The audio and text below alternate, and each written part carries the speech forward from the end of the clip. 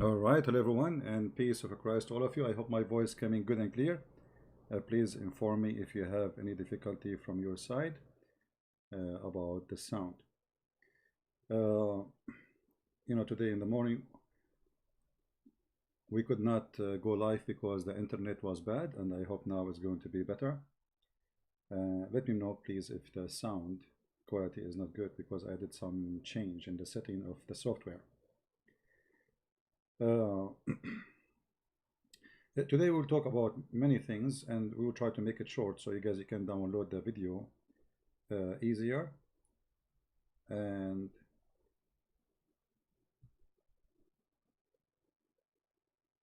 we will see how the Quran contains science. I noticed lately there's many kids, this is not the only one, who they are making like videos just in order to get subscribers to their account.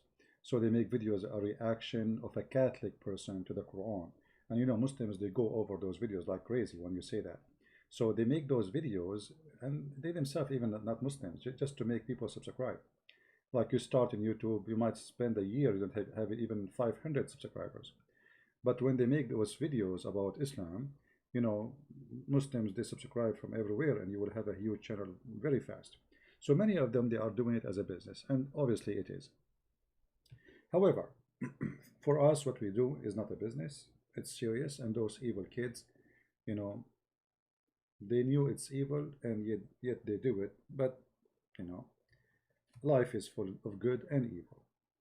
Today we will watch this video of Mr. Kim, who obviously is not convinced of what he hears, and this is why you see him in the picture doing his moves in his mouth and his eyes.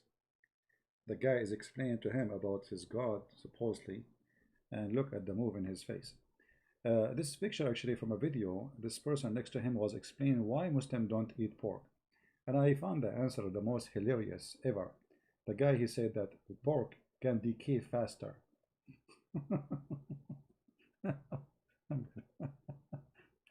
In fact, the Quran did not say really don't eat pork.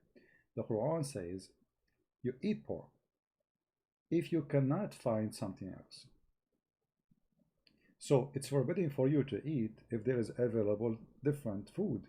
But if there is not, and you are hungry, you eat pork. And this is telling us that the pork is not bad, because how come the Quran saying that you can survive with pork and it's okay? Suddenly Allah compromise? What about Allah? He bring you the food you like. I mean, you are dying, let us say. So why need to eat pork? Isn't it Allah is the one who supports you? And pork is haram? So this is a very funny statement. The sound is slow. Oh, you mean my sound is not too strong?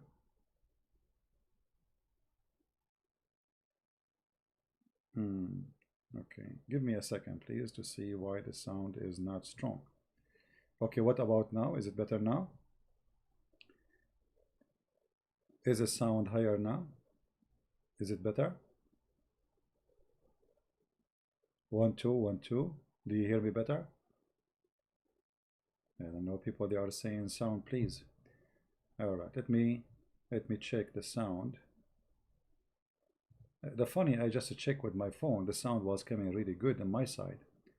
So why it's coming down from your side, I'm not sure really. Very low. Okay, give me a second, hold on.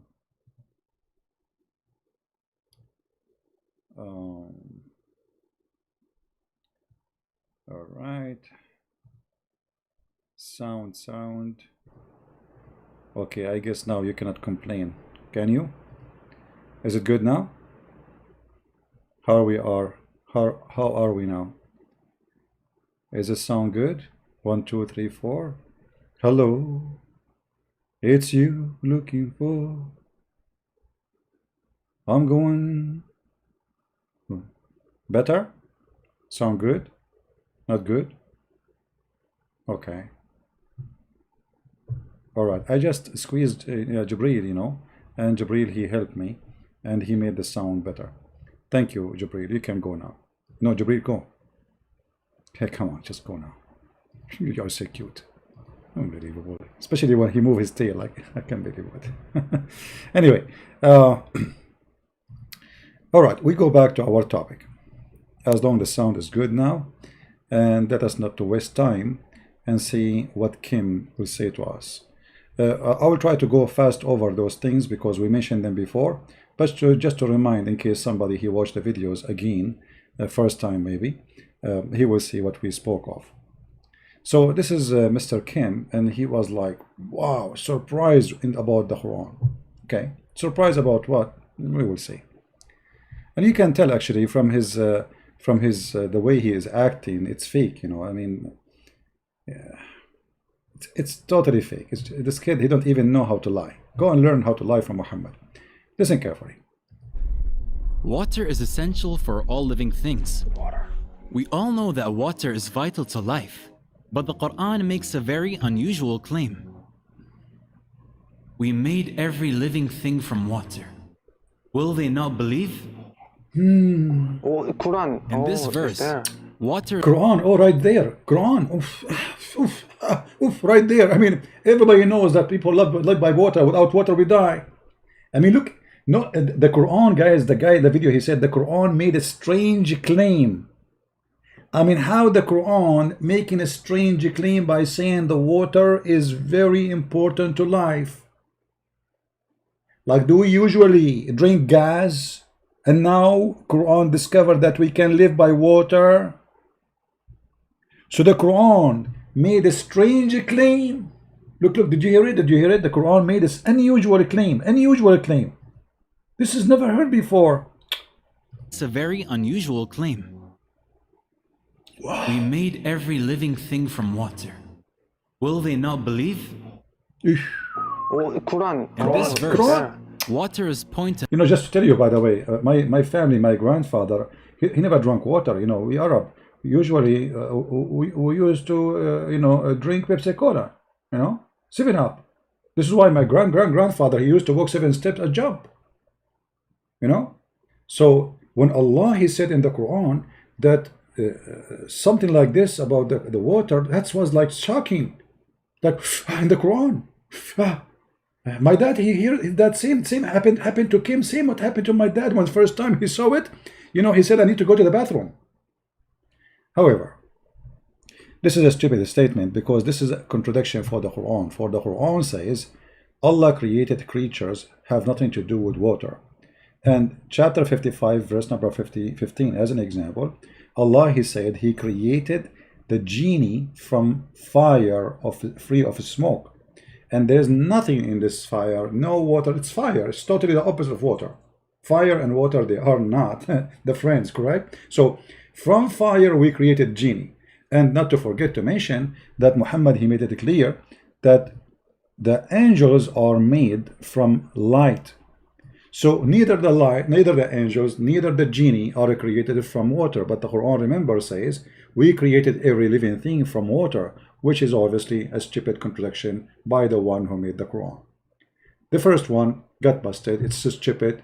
But, you know, when you are desperate, looking for something to make it as if it is a miracle, you know, I don't blame them. They have empty, bankrupt religion. So they have to fabricate stories in order to make people believe in such a thing.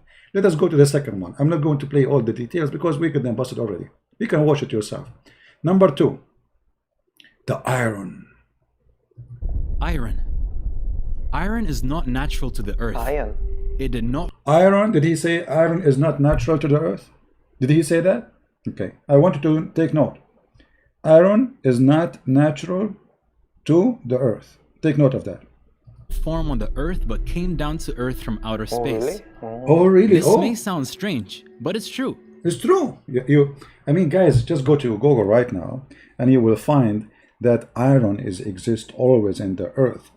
Because you see, when you say that the iron came with meteor, which is science says this is true, but meteor is not what made the iron in the earth. The earth already, the magma, which is in the core of the earth, have a lot of iron. This is why volcanoes area, you will see that the soil for farming is so good, for it have many, let us say, necessity for trees and grass and things to grow very well. Very healthy farming can be done in this area. Why? Because there is many things come from the magma, and one of them is the iron. And actually the human being, his blood have iron. So if Allah sent the iron to the man, that's mean the man, when he was on earth, he have no iron too in his blood, because remember, he sent it to him. And the funny is, when we go to the verse in the Quran and we read about the iron, you will see it says that Allah, he sent down the iron, and he sent down the messengers, and he sent down the book, which means the Quran, he speak about everything as sent down. Anything, you know, is sent down. So how come the iron is now mentioned that it is sent down physically? Because you will notice here we send down the messengers, we send down the book as balance, we send down justice, we send down the iron, which is a material for mighty war. The Quran speaking about that Allah gave you the sword so you can slaughter each other, for he is the devil. Actually, just to show you how the Muslims, they try to fool people, isn't it the Quran says that Allah, he sent down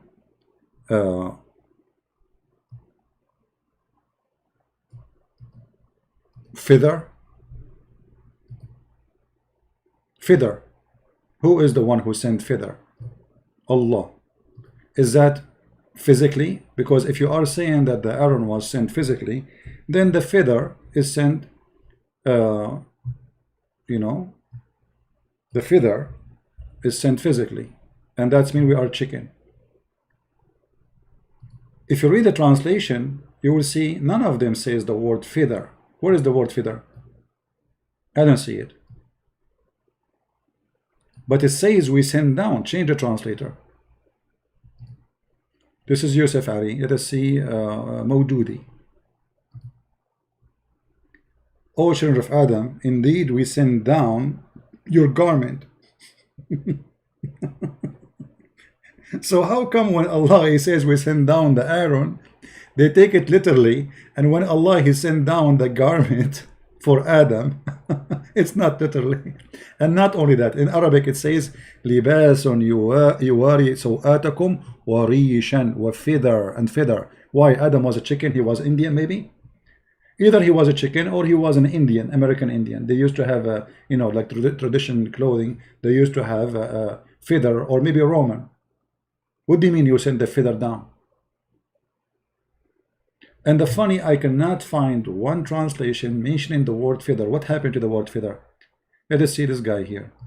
Maybe we can get somebody have little honesty, little dignity. Well, I don't see the word feather. Anyone see it? It's gone. Let us see different translation. This is Itani. Let us see different one. Dararabadi. Where is the feather? It's gone. There is no feather. The word feather is gone totally. You know, because it's funny and stupid. Let us see maybe different one. Let us see. What about this one? Here we go. Finally, we found somebody have little dignity, and he put the word feathers. Do you see it? Do you see it? Brother, according to science, brother, there was no feather in earth, brother, and then Allah, he sent it down to earth, brother. And brother, your garment, brother, is made by Allah, not in China. If you don't believe me, brother, flip the ticket in the top of your back and you will see it says made in Allah, manufactured in 7 galaxy behind the 7 seas by the 7 Majid. Do you see the hypocrisy and how they try to fool people? We send down, this is chapter 7, verse number 26. So this is obviously stupid and it's a garbage. Not only that, but isn't it Muhammad, he said that Allah, he created, because the guy in the video, he says It took them millions of years, tons of millions of years for the meteor to come. But look what Muhammad he said. Just to show you how those people they lie. I mean, they don't they don't even have dignity to present their religion. Those people obviously they are ashamed of their God, and they fabricate things to make their God look good. Otherwise, I cannot find a reason for somebody, he's a believer, he fabricates things to make his God look good. Obviously, they are ashamed of it. Allah, the Exalted, the Glorious, created the clay in Saturday, and He created the mountains in Sunday, and He created the trees on Monday, and He created entire labor the Tuesday, and He created the light in Wednesday. So according to the Quran, you see, in the Bible, you will see that God, He created heaven and earth. Heaven is created because you need to put the earth. You cannot create the earth if there is no space. You have to have a space for it, right? So God created heaven and earth, and then and God said from the beginning, let light be, be light, and light was. The word Wednesday in the Bible is speaking about creating the sun supposedly, but the light is already exist. Here Muhammad is trying to copy from the Old Testament, but he is, as usual, he fabricates many things and he adds stories, and it can be so stupid. So look what happened. Allah created the clay in Saturday, but in the video it says it takes millions and millions of years. But Muhammad said he created that in Saturday.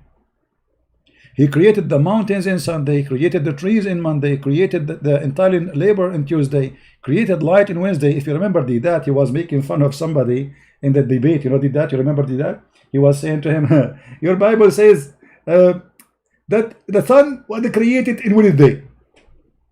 So the earth was without light for 4 days, 5 days. How that can be? But the Bible says from the beginning, before He created anything, He said, let be light, and light was. The fact it is his stupid prophet who says that the sun created in Wednesday and there was no other light. And then he caused the animal to spread in Tuesday, and he created Adam after Asr of Friday. And here, by the way, Muhammad, as a fool as usual, he forgot to mention Eve. Well, okay, so now he finished. Where is Eve? What, he sent Eve later by shopping? I mean by shipping, by Prime, Amazon? Where is Eve? He created Adam Friday afternoon, and then he went to sky. Okay, what about Eve? It was Eve a special edition? Alright guys, so this is obviously it's a stupid thing. The Quran and the Hadith oppose them and expose them. So the second one is a hocus. Let us continue and see the third one. And look at this guy mouth. Look at his face, man. This guy is surprised, like wow. Scientists have found that billions of years ago, billions, not millions, billions of years, and as a prophet, he says Allah created the dust in Saturday. Let us go to number 3. Number 3, where is number 3? Okay, number 3. And this one is really hilarious. You see, I'm trying to go fast, so those who want to make video later, they can cut it off easy and they can repost it. All right? Okay. and protecting the earth. The sky protects the earth from the lethal rays of the sun. If the sky did not exist, then the sun's radiation would have killed. What do you mean if the sky did not exist? I mean, have you ever heard of a stupid statement? If the sky does not exist, we will die. I mean, the sky is protecting us from the X-ray of the sun. The sky. They don't even know. I mean, this guy, he speaks supposedly perfect English. Not this guy, not the Korean guy, the other guy. But you don't say the sky. You see the atmosphere. What sky? Okay, so now they are saying that the Quran speak about the atmosphere. Let us see if this is true. Killed off all life on earth. It also acts like a blanket wrapped around earth to protect it from the freezing cold of space. That's the cord. If this temperature was to reach earth, then the planet would freeze over instantly. The sky also protects life on earth by warming the surface through heat retention, greenhouse effect, and reducing temperature extremes between day and night. These are some of the many protective functions of the sky. Oof. The Quran asks us to consider the sky in the following verse. Okay, which one?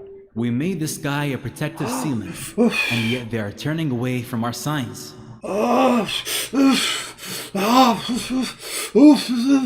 mean, I love those sounds. This guy sounds like somebody give him like a needle or something. What happened? Oh, hold on. Let us get you busted, them and you, because you are a fraud and they are a fraud. If we go to the Quran and see the verse they are talking about, we will find that the Quran is speaking about the opposite. That it is us who cannot go out to the sky. The sky is a protected roof. It is not the earth have a roof protected. Just to show you how they fool you.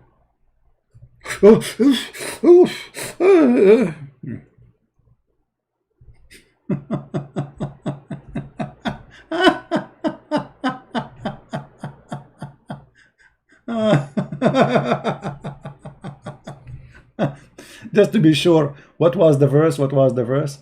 Just to be sure that we are quoting the correct one. Let me zoom in, because there's many verses speak about this thing. So we can quote the same verse, so they will not say, "Oh, he did not quote the same verse." It's very small to see. Hold on. Yeah, 21:32, correct.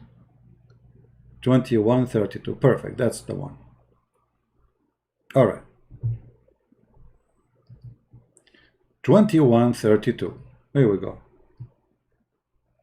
21:32.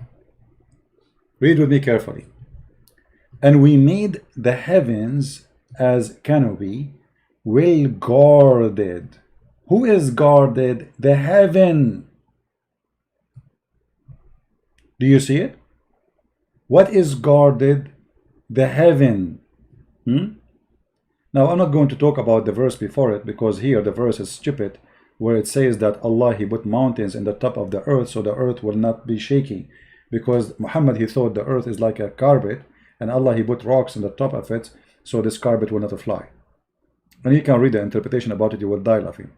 Because according to the Quran, as you see, we have set on earth mountains standing firm. So mountains are not from the earth, they are rocks. Allah, he put them in the top of the earth. But as long as this is our topic now about the heavens, the sky protecting the earth, let us see if this is true. The Quran speaks about how Allah protect and how Allah, he made the roof. If you go with a different verse, by the way, I mean, there's many verses, like as an example, chapter 52, verse number 5, it says, Allah, he raised the sky as a canopy in the top of us. Okay. But what is that sky, and what is that protected roof? Let us see.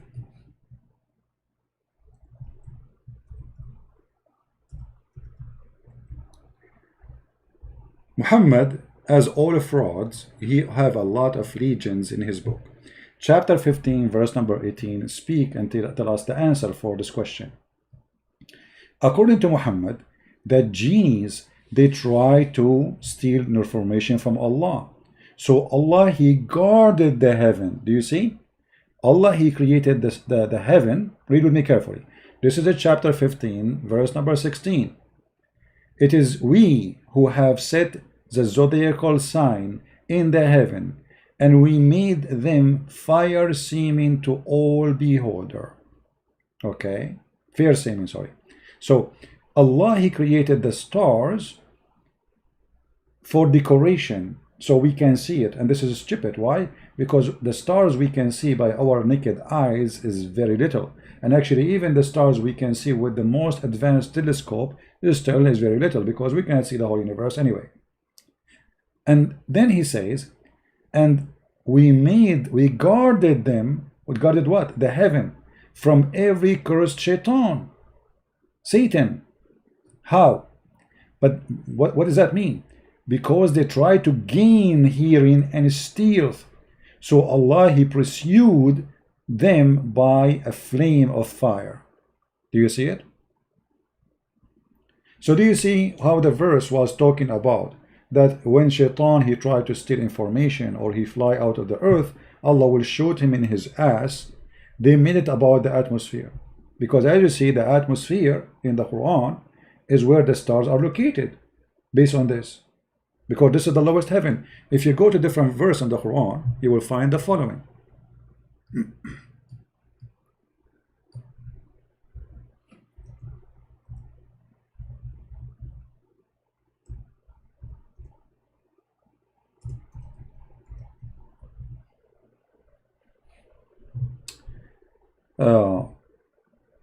Chapter 37,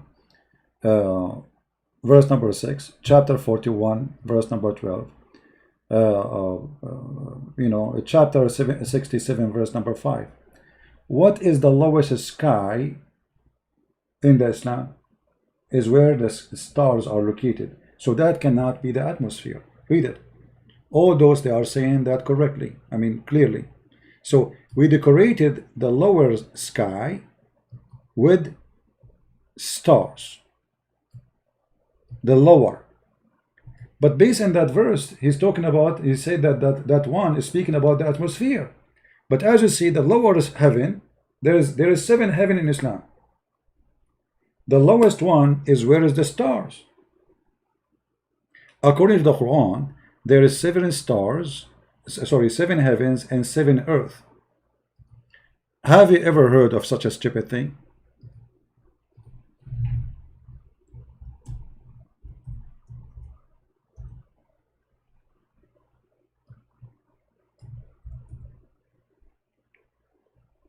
Chapter 2, verse number 29, it says, it is he who created for you all things that on earth, and then he created 7 heavens, and he made them 7 heavens. Do you see it? He made them into 7 heavens. So now we have a verse saying that the lowest heaven is where is the stars are located. So how the verse in the Quran suddenly became about the atmosphere? Huh? Hakim Ibrahim saying, why you did insult George Floyd? My friend, George Floyd shoes is better than your prophet. We never insulted him. You are a liar like your prophet. Get out of here. Get out of here. My video is still there on my channel, you scumbag, like your prophet. You see how they try to lie? I mean, liars, they are liars like their prophet. When I insulted the guy, you stupid liar. Filthy like your prophet. You have no dignity. I mean, the Christian prince is alive and you are saying lies about me in my present. Here we go. You brought an insult to your prophet. The shoes of George Floyd is better than the most honorable prophet in Islam, which is Muhammad. His underwear is better than your prophet. The guy is a poor guy, is not a caravan rider. He needed $20 only. You're a prophet. He have 13 wives in his house. 13 houses, 13 wives. Still he was riding caravan and raping women and stealing money. This guy is a poor guy trying to feed his family. Your prophet was riding caravans for what? For he is a thief. He's a fraud. He kidnapped women. George, he never did that. So the shoes of George Floyd is better than your prophet, peace be upon him. Thank you very much. Now we go back to our topic. It is he who has created for you all things, and he made the sky seven sky. And he, in this place, is where Allah, he made the stars. So do you see how they lie and they make it that the sky, Allah, he said the sky is a protected roof. That means it is the atmosphere. In other verse in the Quran, it says that Allah, he changed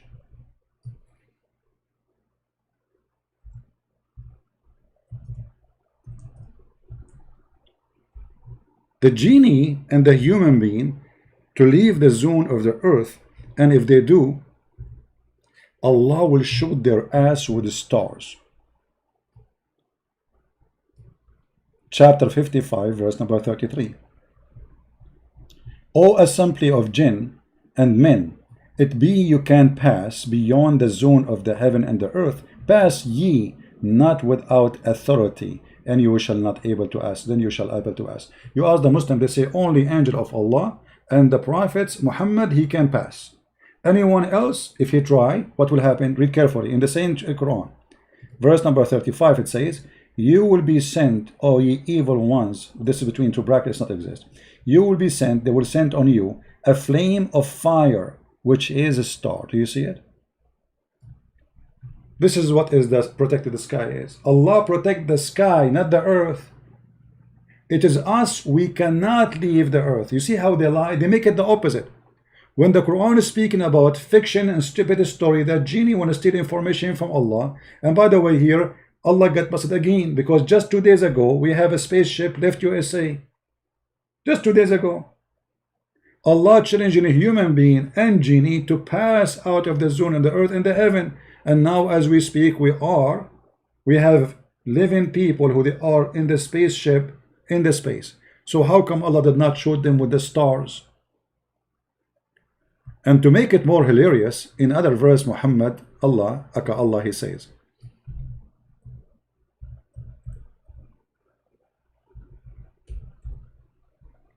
chapter 67 verse number 5, and we decorated the lowest sky. How can see the lowest sky? They made the lowest sky in the video is the atmosphere, but the lowest sky is where the lamps is, the stars. And we made such lamps as missiles to drive away the evil ones.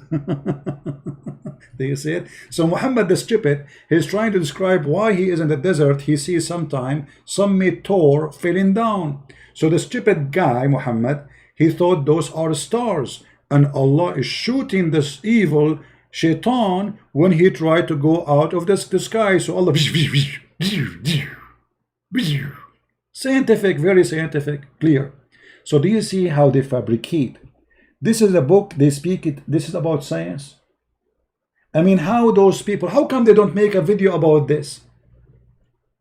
How come in their videos about science, here we go, this is about the sky, space, Star Wars. This is Star Wars, literally. How come they never mention anything about those verses? Because the whole idea is deception and how to fool you. Let us go back to the video. So this one did not work. The second one is stupid. And look at this guy mouth. Ooh, ah, ooh, ooh, ooh, ooh. What a fraud you are. Let us continue. Okay, so this is number 2 is a fraud. Number 1 is a fraud. Let us see, maybe number 3 would work. What is number 3? Let's see number 3. This is, did we pass number 3? Hold on. I don't think so. Let us see. This is how we passed many actually. Where is number 3?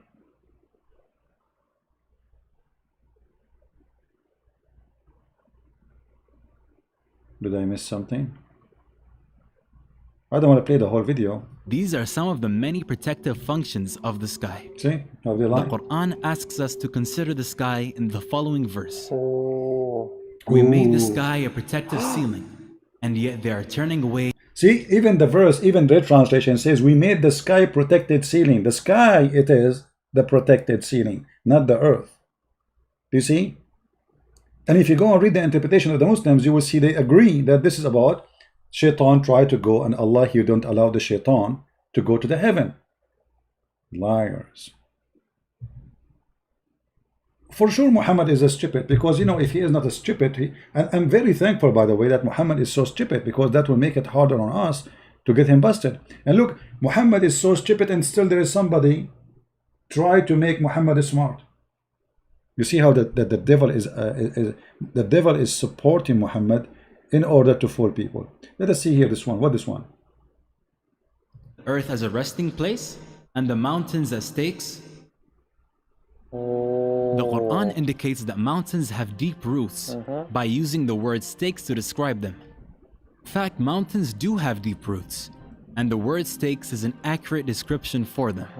A book titled Earth by geophysicist Frank Press explains that mountains are like stakes.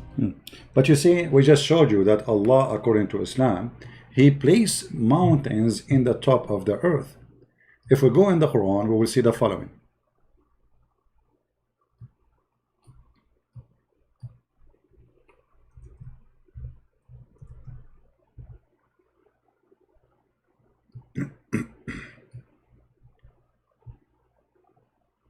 Oh boy.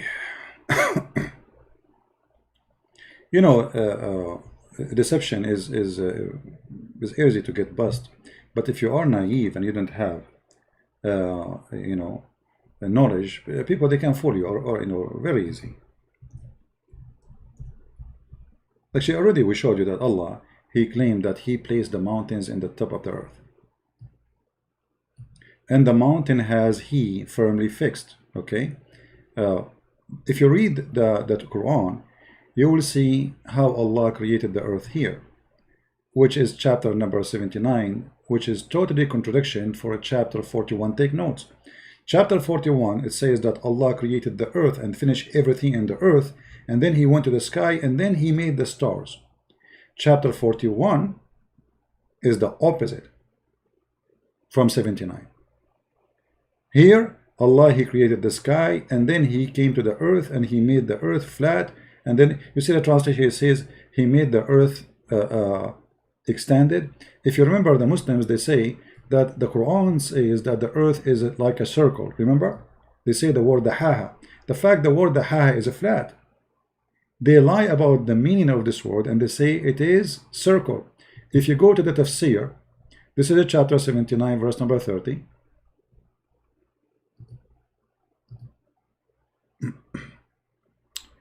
All right.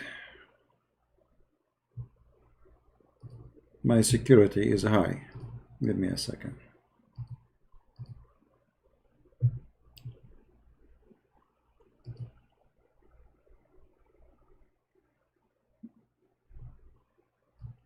All right.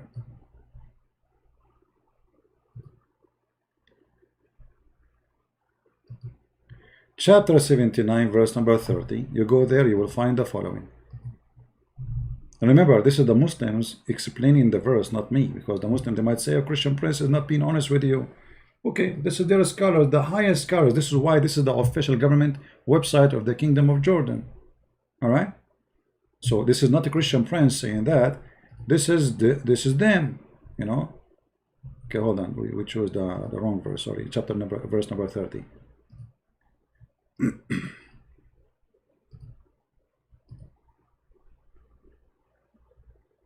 All right. Do you see it? Allah, he spread the earth and he made it flat. Do you see it? And it was created before the sky. Do you see it? So according to Islam, the earth was created before the sky, which means all the fictions they say in their videos is stupid. It's a lie. Because according to science, the earth was very young compared to the universe. But in the Quran, the earth was created before all the stars and all the sky. Do you see it? Is that a Christian Prince translation? No. Is that a Christian Prince interpretation? No. As you see, this is the official government website of the Kingdom of Jordan. So they do their best to lie to you, hoping that you are a fool, so we can fool you. Good luck with that.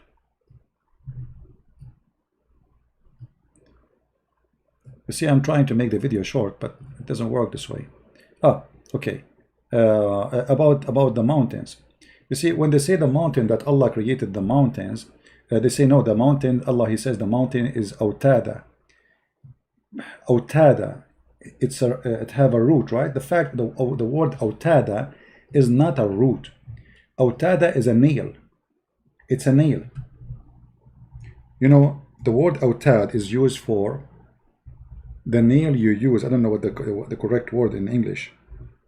When you have a tent down, you want to fix the tent down.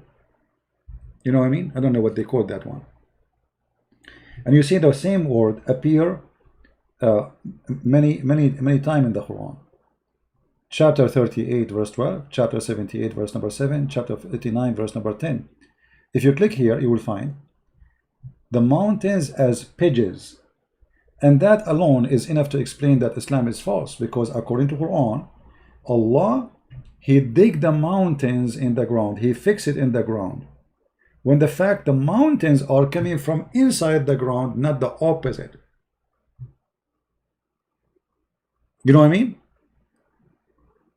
If you go right now and you search in Google how the mountains is formed, How the mountains is formed? Let us see. How mountains. And this is have nothing to do with the Christian, Jewish, Hindu. I mean, you can search right now.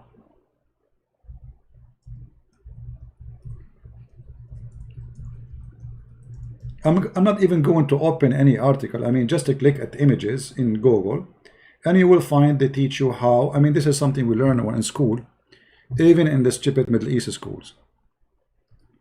This is how the mountain forms. There is either a volcano from the pressure of the lava or the pressure of tectonic plates. So the earth is not a nail was put down in the ground. It is the opposite. Mountains are coming from the ground. In fact, their height increase. So do you see how stupid what they are saying? Because according to the Quran, and they are the one who says it is autada, and they say it has a root. The fact, the word root there is not exist. The word there, as you see, it's a nail. And that nail is something you push down in the earth, not coming from the earth. So Allah, He put nails in the mountains as nails. If you go in the Quran, you will find the following, just to confirm more.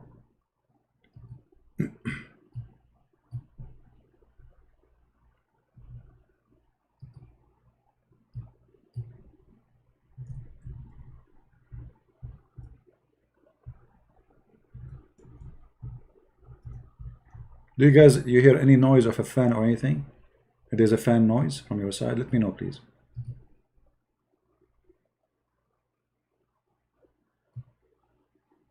You see a translation here, it says has firmly fixed, but in fact in Arabic it says arsaha. Arsaha mean he put it down. Let us change the translator. This is Yusuf Ali. Let us see different translator. Go ahead. Let us see.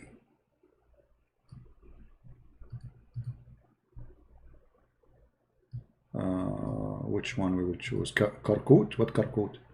This is Bosnia. Karkut. This is not the correct translation to. You know what? Just to show you the correct meaning of this verse. Chapter 79, verse number 32. Let us go to the interpretation. This is the 2 verse after here. Just 2 verse. All right. Let us see what the Muslim scholars they say about. Here we go. Again, this thing. I mean, each time I want to open this website, my software give me a warning. Muslim website, what you can do. They think I am a terrorist now.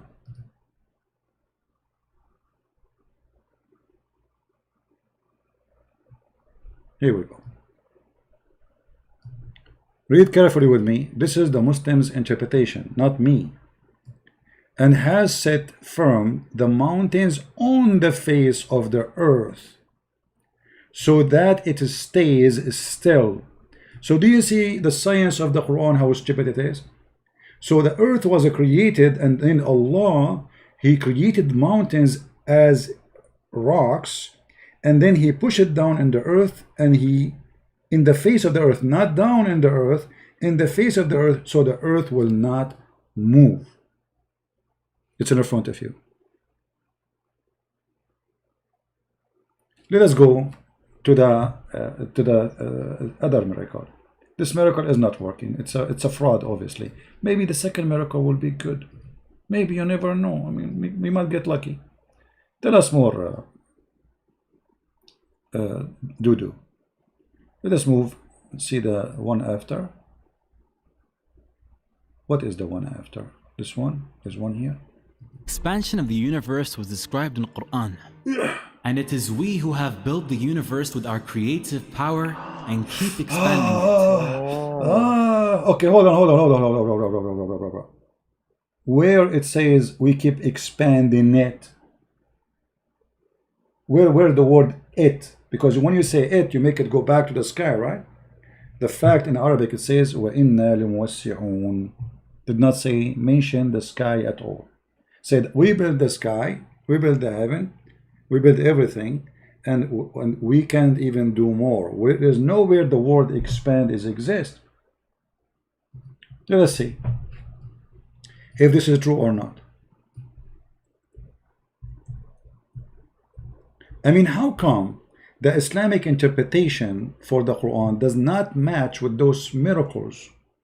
You know what I mean? Chapter 51, verse number 47. Do anyone sees here it says that Allah will expand the space?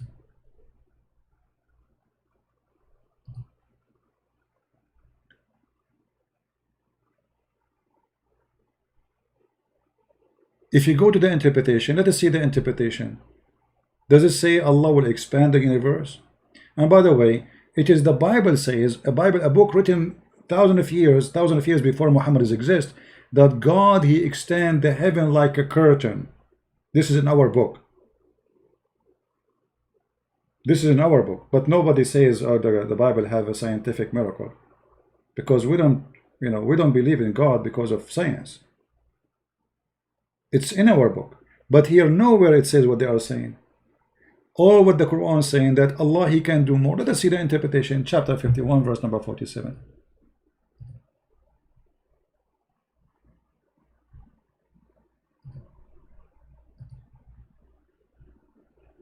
And if there is a Muslim listening and he like me to put specific interpretation, I will be happy to put it. And you will see, he himself, he will regret. Each time I want to open this website, is going to give me this message. Do you see, guys? What is the word expand? How come none of those Arab who speak Arabic very well saw that there is expanding for the universe? Do you see anywhere? Mean Allah is strong. Do you see it? He can do more. He's strong. There is no expand. There is no expansion. Nobody getting fat and nobody getting skinny, and all of this is a lie. Hoping that because you do not know Arabic, we can fool you, and you shake your head because Dudi is shaking his head. Ooh, wow. But as you say, this is their interpretation. Why the scholar did not see the word? Okay, how come in the Quran it says Allah will expand the heaven, yet those scholars, they did not notice? They don't speak good Arabic? Maybe they don't. You never know, brother. Maybe those are not Arab, brother. Maybe they are explaining the Quran, but they are Hindus. Anyway, let us go to the second part of this drama.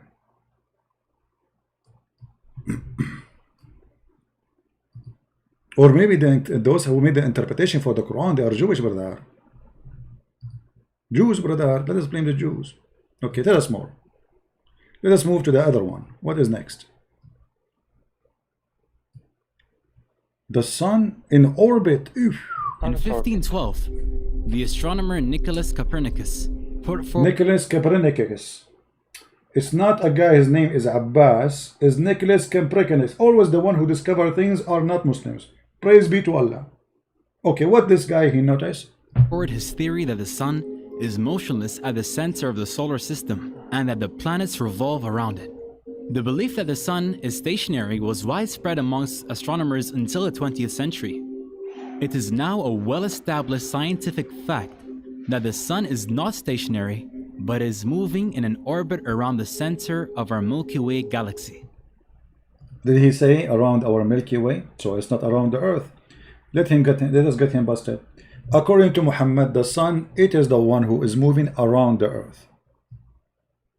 Let us read together.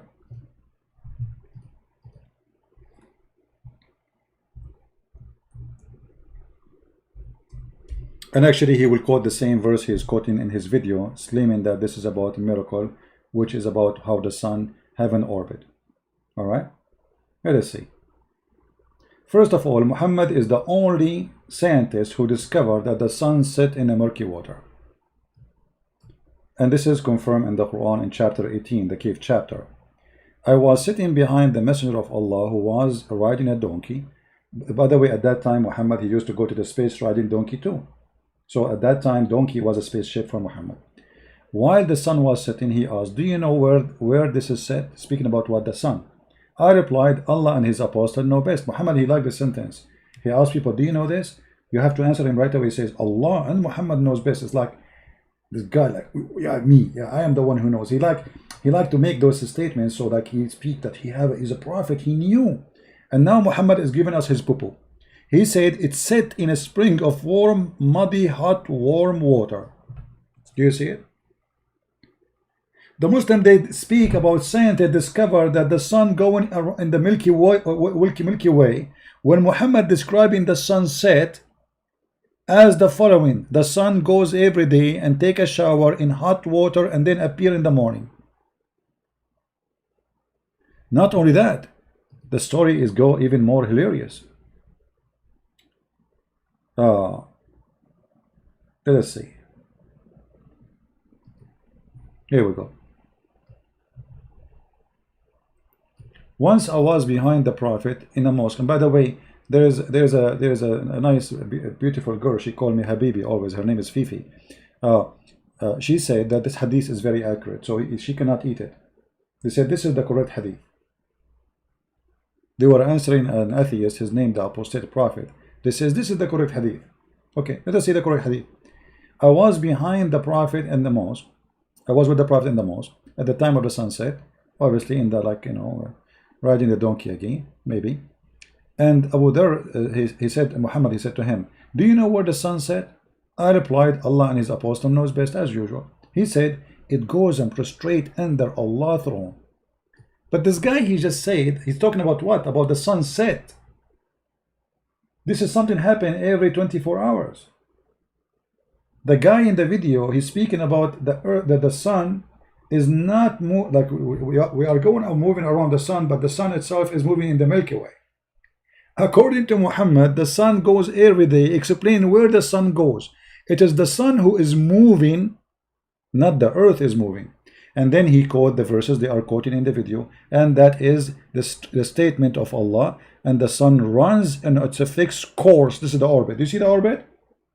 The orbit of the sun, according to the Quran, the sun every day go and sit under the throne of Allah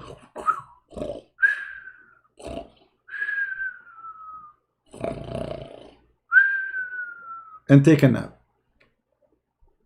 Do you see it? The Muslims, look at the chat. I am showing them the hadith in the front of their eyes, and they are saying to me, stop lying. Guys, can you believe it? Look, let me show you. I am showing them the hadith in the front of their eyes, and they say to me, look, this guy says, this is not hadith, this is interpretation. What do you mean interpretation? So first of all, how come the interpretation of the scholars is different from the interpretation of YouTuber? So now YouTuber guy who make a video is the one is solid for you, and the scholars are not. And now we are showing you your prophet. Are you going to say your prophet he have wrong interpretation too? Obviously a guy in YouTube, he understands the Quran better than Muhammad. It's obvious. And now look at this guy Feroz. Stop lying, please. Please stop being stupid, because you are just accusing now your prophet to be a liar, because it is your prophet who said that, not me. You see, it says there, the prophet said, I was with the prophet in the mosque in the time of the sunset. The prophet said, not a Christian Prince. So we showed them the prophet said. They said to me, stop lying. Muhammad said, stop lying. It's in front of you, stop lying. The other guy, he said this is interpretation. Muhammad interpretation is not accepted. Muhammad interpretation is stupid. Muhammad, we don't follow Muhammad. We follow Fifi and Mimi. We Muslim, we don't follow Prophet Muhammad. We follow shish kebab hummus. Who's Muhammad? We never heard of him. Muhammad says that, we don't accept. You see, can you believe it? They are following a kid in YouTube making false videos, and they don't accept their prophet interpretation. Are you saying Muhammad was lying when he was saying this? Yes, he was lying. Obviously. Thank you very much for mentioning this. And this is Sahih al-Bukhari, so you cannot say this is da'if. Da'if. Yeah. So it's a fraud as usual. So this one, number 6, it turned to be a fraud again. Let us continue. What is next? The sun have an orbit, right? The sun is asleep in the murky water every day. Number 7, the ocean. Let us see. Number 7, the ocean. Okay. Ooh, ooh. To convey its deep meanings. Here it describes the state of the unbelievers as darkness out in a deep ocean, which is covered by waves, above which are waves, above which are clouds, layers of darkness, one upon the other. When one puts out his hand therein, he can hardly see it. Those God gives no light to, they have no light. It is commonly thought that the waves only occur on the surface of the ocean. However, oceanographers have discovered that there are internal waves that take place below the surface of the ocean. These waves are invisible to the human eye and can only be detected by specialist equipment. I mean, guys, this is just to show you how easy to get them busted with this one too, as usual.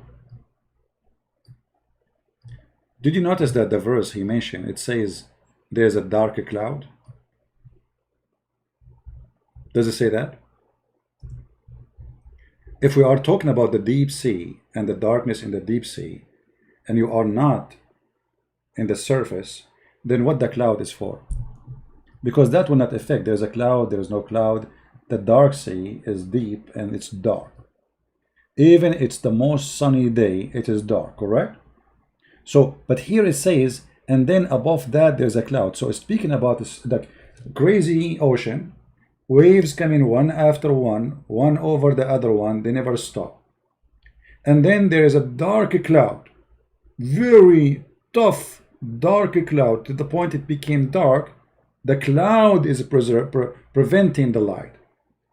So we have a storm, we have an ocean, we have a crazy ocean, we have a crazy storm, and we have very dark cloud, and now it is dark. Do you see it? Guys, does it say there, topped by dark cloud? So if this is about the deep sea and discovery, then what the dark cloud is about? Because the deep sea is always dark, regardless if it's night or daytime, regardless if it's sunny or it is cloudy. So it is a lie. So this one is very, I mean, this is not even worth to talk about it. Always try, you know, when you read something, be vigilant, read carefully, don't let them fool you. The Quran itself explains itself, showing you how stupid it is. Guys, look at Farouz. Farouz saying the hadith written by a human. Well, isn't it the Quran written by a human too? Isn't it the Quran written by a human? Isn't it this is supposedly the Quran of Uthman? What is the Quran of Muhammad? Did Allah write the Quran? And by the way, this guy, when he talks, he is the most funny idiot ever. According to the Quran, no Quran accepted except the one who Allah will collect. The Quran says, Inna alayna jam'uhu wa Qur'anahu. Chapter 75, verse number 17. It is on us to recite the Quran and to collect the Quran. Who's speaking? Allah. So it is not for Muslims to collect the Quran. It is not for Muslims to preserve the Quran. It is not for Uthman. It's not for Muhammad. It is for Allah. Where is the Quran of Allah? Now what this guy will say, oh, this is written by a human. Do you see it? The Quran says Allah will collect the Quran. Where is Allah collecting the Quran? Show me. You don't even have the Quran of Uthman. Let us continue with the video. So this one was silly and stupid. I think now we will arrive to Ice Ventura, because all of you maybe you are wondering how the Quran is found in Ice Ventura. I mean, I try to make a video each time we go, you know, our internet go back. So now I change some setting in the software. I change software, you know, and look like it's working. Thank God. We hope so. So let us move here. What is it? Ah, here we go. We arrived to Ice Ventura. Guys, you want to see what happened to Ice Ventura? Do you want to see how the Muslims, they discover Ice Ventura in the Quran? Read carefully and listen carefully. How? Yeah. Oh. Number 8. Lying in movement. lying and There was a lying. cruel, oppressive tribal leader named Abu Jahl who lived during the time of Prophet Muhammad, peace be upon him. God revealed a verse of the Quran to warn him. No, indeed, if he does not stop, we will seize him by the forehead, his lying, sinful forehead. God does not call this person a liar. Guys, did you see? Let's just show you what he said. His sinful forehead. Did he say that in translation? Listen carefully. Listen carefully again. Named Abu Jahl, who lived during the time of Prophet Muhammad, peace be upon him. God revealed a verse of the Quran to warn him. No, indeed, if he does not stop, we will seize him by the forehead, his lying. See, it says forehead. Forehead. Just to show you how those fraud they work. Nowhere in the Quran the words forehead is used. Nowhere in the Quran the word forehead is used. This is their fraud as usual. And this is why I decide to make the video named as Eyes Ventura. Suddenly Eyes Ventura is in the Quran because the verse in the Quran is speak literally about little hair in the front of your head. Where is Eyes Ventura picture? Let me get it.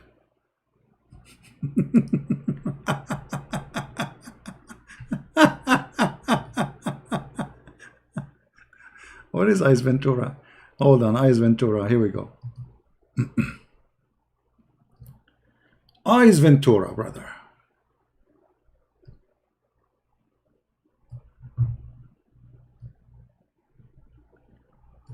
Do you see? Oh, hold on, let me put the picture more clear for you. I know the screen is off though, don't complain. Take it easy.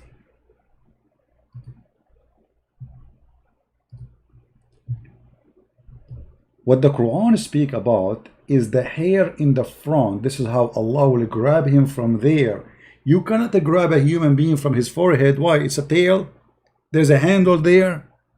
So you grab him from his hair. How we can prove that? This is what it says. Go, all of you, read the verse. Just read the verse. You will find that all translation does not say what he's saying in the video. If we find that all the translation of the video of the Quran never said what they say in this video, the question, why they are lying? You know what I mean? Why people who they are religious, when the Quran is speaking about this little tiny thing in the hair in the front of your head, in case you have that hair there, you might be bald.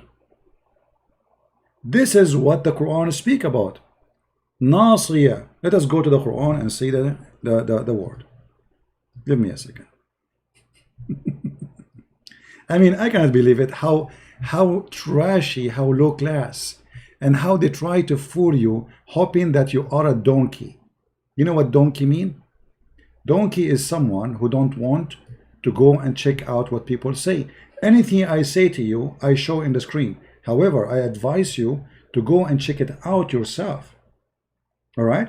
So here in the translation, he said forehead. Let us go to the Quran. Right in the front of your eyes. And I will use only Muslim translation.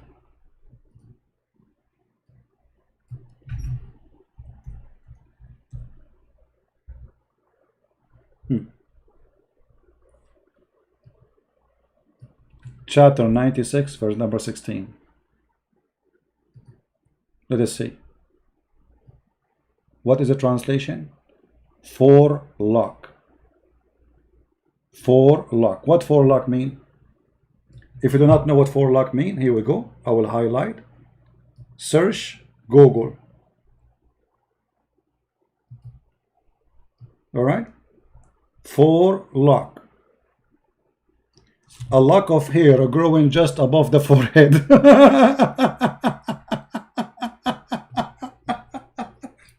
Suddenly it's about the brain, about the head, about the front area of the brain, where is memory and lying. It is the hair. It is the hair of Ice Ventura. Do you see it?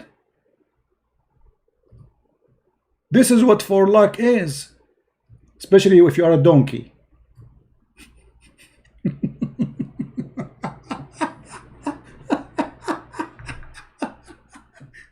So they made the hair is the brain, just to say, brother, scientific miracle, brother.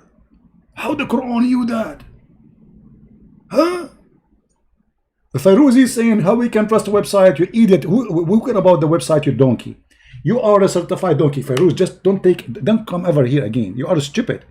You stupid. Open your Quran. Don't trust a website. What's wrong with you? Are you a donkey or what?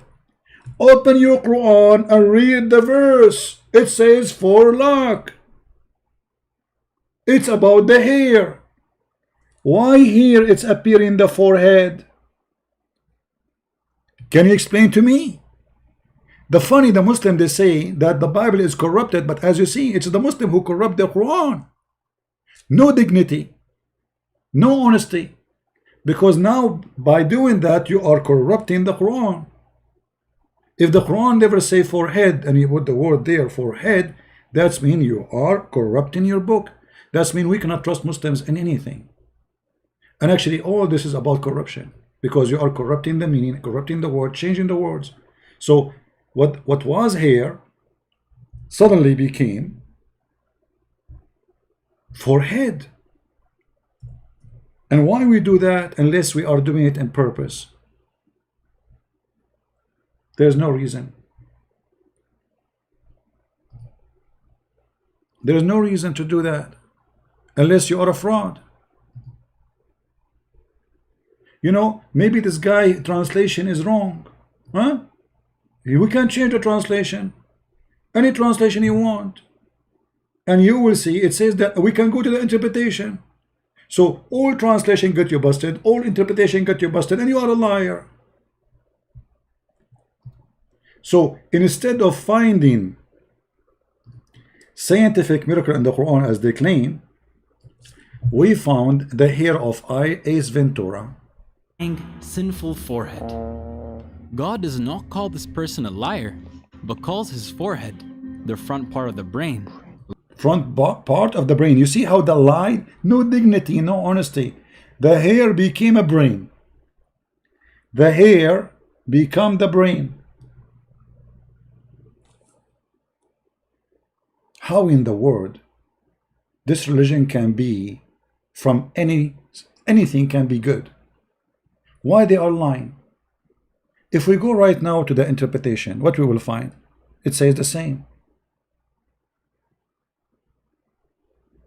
Chapter 96, verse number 16.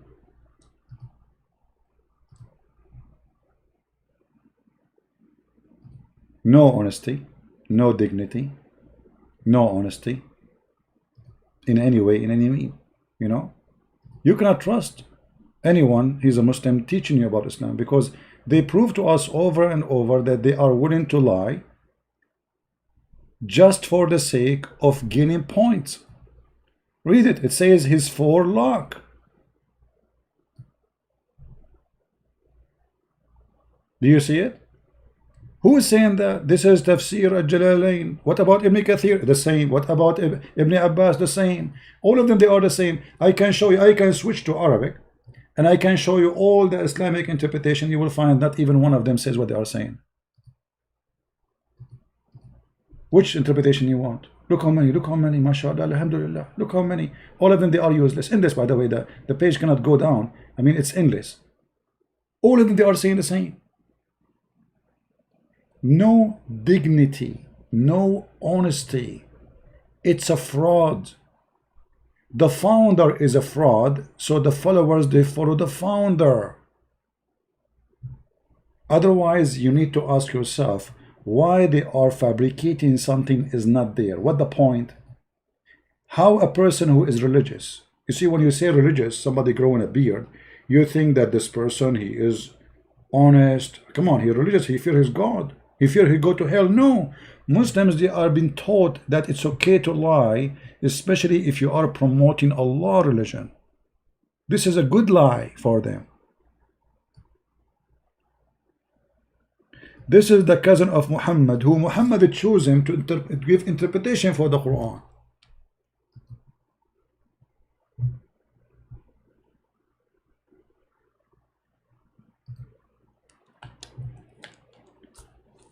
So my friends, I have a, all of you, you have my book, Quran and Science in depth, right? I answer all this garbage and deception of Allah, etc. If you have them, read them and you will die laughing. So what is stupid in the Quran, they make it miracle because this is stupid. How the hair became liar. How the hair of a person became a liar.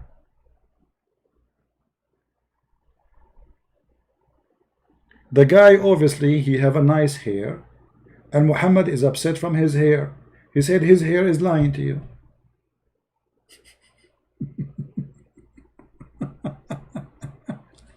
But what hair have to do with the brain? Suddenly, what the Quran is saying is hair. Suddenly, the brain of a human being is in the hair. No dignity, no honesty. You cannot trust them. You cannot listen to them. Never learn Islam from Muslims. This is my advice for everybody. I have my videos by thousands, English and for free. And they are translated to many languages. And actually soon I'm going to release a couple of books for free too. All right. You know all of you that we support ourselves by the books we make, right? However, I prefer to sacrifice very good amount of my income and reach to people who they need badly my books. And this is what we did. We gave our book to the Indonesian for free, right? So I hope soon I will be able to release some translations in other languages so people they can read and for free, even though for us, all of us, we need to make money. This is how we make living. If you go to the gas station, you say Christian Prince, still you have to pay for gas, right? But it's more important to help people, especially who they are poor, who they cannot afford to read and to receive, to give them for free. And the Lord, at the end of the day, he is our provider, right? Thanks to all those who support us and they donate. I really appreciate them. And that's why actually I said to myself, you know what, the Lord, he provides always, and always he sends the good ones to help us. So I will be busy in this coming week. Maybe the week after, we will have a good party and we will release those books for free. All right.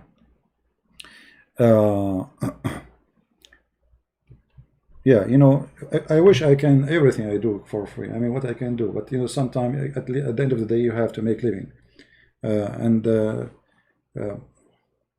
mean, everything around you. If you go to the store for 5 minutes, you come back, you spend $100. Still, I'm not complaining, by the way, because thank God everything is good. I mean, America is cheap comparing to other countries. Not like Europe. Europe is very expensive. So God is good, and the Lord, he is always our provider, and I cannot complain. Never, this is what I learned through my journey with life.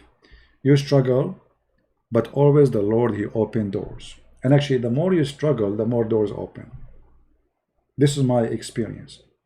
The more you go through hard time, the more easier it gets. So the Lord is good, and God is good, and he is the one who always helps us. Are you working in Quran translation? I'm working, but very slow, because as you see guys, when I finish from here, you think I'm done? Questions. Can you talk to my son? Can you talk to my daughter?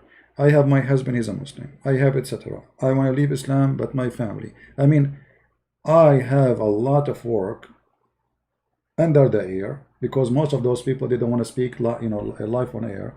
Either they are scared or they are shy or etc. And I understand, Islam is a scary cult. So people, they need reference. I mean, if you open my Skype, please don't send me message in Skype. I cannot read your message. One of the bad things about Skype, if you send me a message a year ago, it's not going to appear in the top. It's going to appear where it was a year ago. So I have thousands of messages. And each one of you, he think I saw the message. It's impossible. All right. Farouz, the debate very. My friend Fifi, I like Fifi. She is very nice. However, why you don't ask Fifi to give me his Skype? I will call him now. Guys, how many times we said we call anyone? Here we go. I'm here every day. I mean, do you dare to debate Fifi? Fifi is scared from me. He's hiding. Where's Fifi? Hey, give me Skype. I will call him. Fifi. Fifi, Mimi, Susu, I don't care. All of them, they are beautiful girls for me. Allah allowed me to have 4 of them. Actually, I like Fifi because he is the only one called me Habibi, which is disgusting. Habibi. You feel sorry for Christians are brainwashed. You see, Adnan, okay, hold on. Guys, Adnan, he says he feels sorry for the Christians. They are brainwashed by CPY. Did the Christian prince, he promised them heaven, and in the heaven they will have English penis like your prophet. I mean, you are talking about a brainwash. Actually, Adnan, you are not brainwashed, and there is no way we can brainwash you because you have no brain. Prove to me, Adnan, that you have a brain. How in the world a human being, he have a brain, he can believe in such a story that Allah will give you an English penis? What do you say, Adnan? A human being, he have a brain, he will believe in. So imagine, guys, Adnan is now in China, his penis in the Milky Way, and he's keep going. Here, Adnan, do you see your penis? Brother, I cannot see the end of it. Brother, I am afraid that your penis will go inside the sun and is going to be barbecue sausages. Endless penis. 1 mile ass, 1 mile butt, and you are talking about brainwash. Have you ever heard of a prophet? He promised his followers 1 mile. What's wrong with half mile? Huh? And by the way, I like them 2 mile. Why only 1 mile? What's wrong with your God? Only 1 mile. I was, hoping to open a resort in the top of her butt, like invite, like we do like sliding, or what they call it, this keyboard, because it's very smooth, brother. 1 mile. What about 10 mile? It's not a verse, it's a hadith. Look at this donkey. He don't know even if it's a hadith or verse. Yeah, smart people. Are you there, Adnan? Do you have an answer, Adnan? Adnan, the Quran promised us women with big boobs. Guys, do you remember the guy who called me just yesterday? And he said to me, nowhere in the hadith it says big boobs. So we showed him the Quran. He said, so what? The Quran promised us big boobs.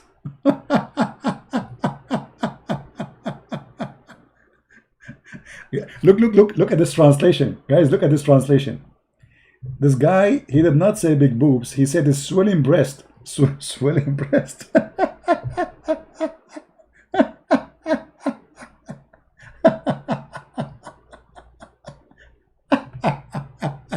That's a good translation. Swelling breast.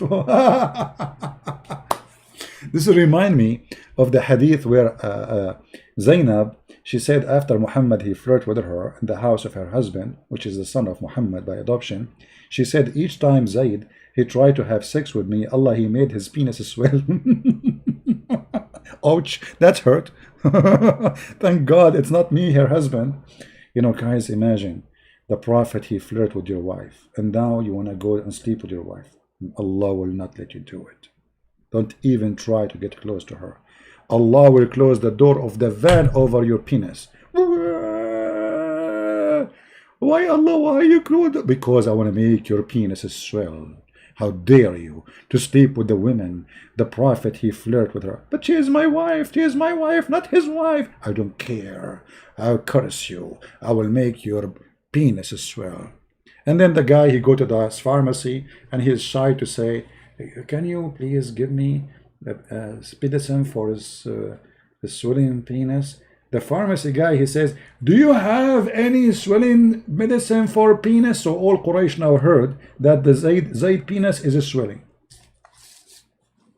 Like the guy who go to the grocery store, he want to buy a condom secretly. Do you have condoms? Condoms?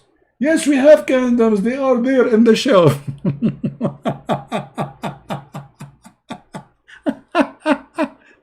Adnan, are you there? What a hilarious cut. Stupidity is amazing. Beyond the amazing. Stupidity is amazing. And they are talking about brainwash. Do you have a brain? Do you have a brain? Look at this.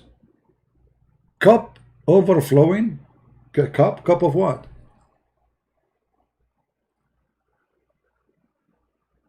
Unbelievable, brother.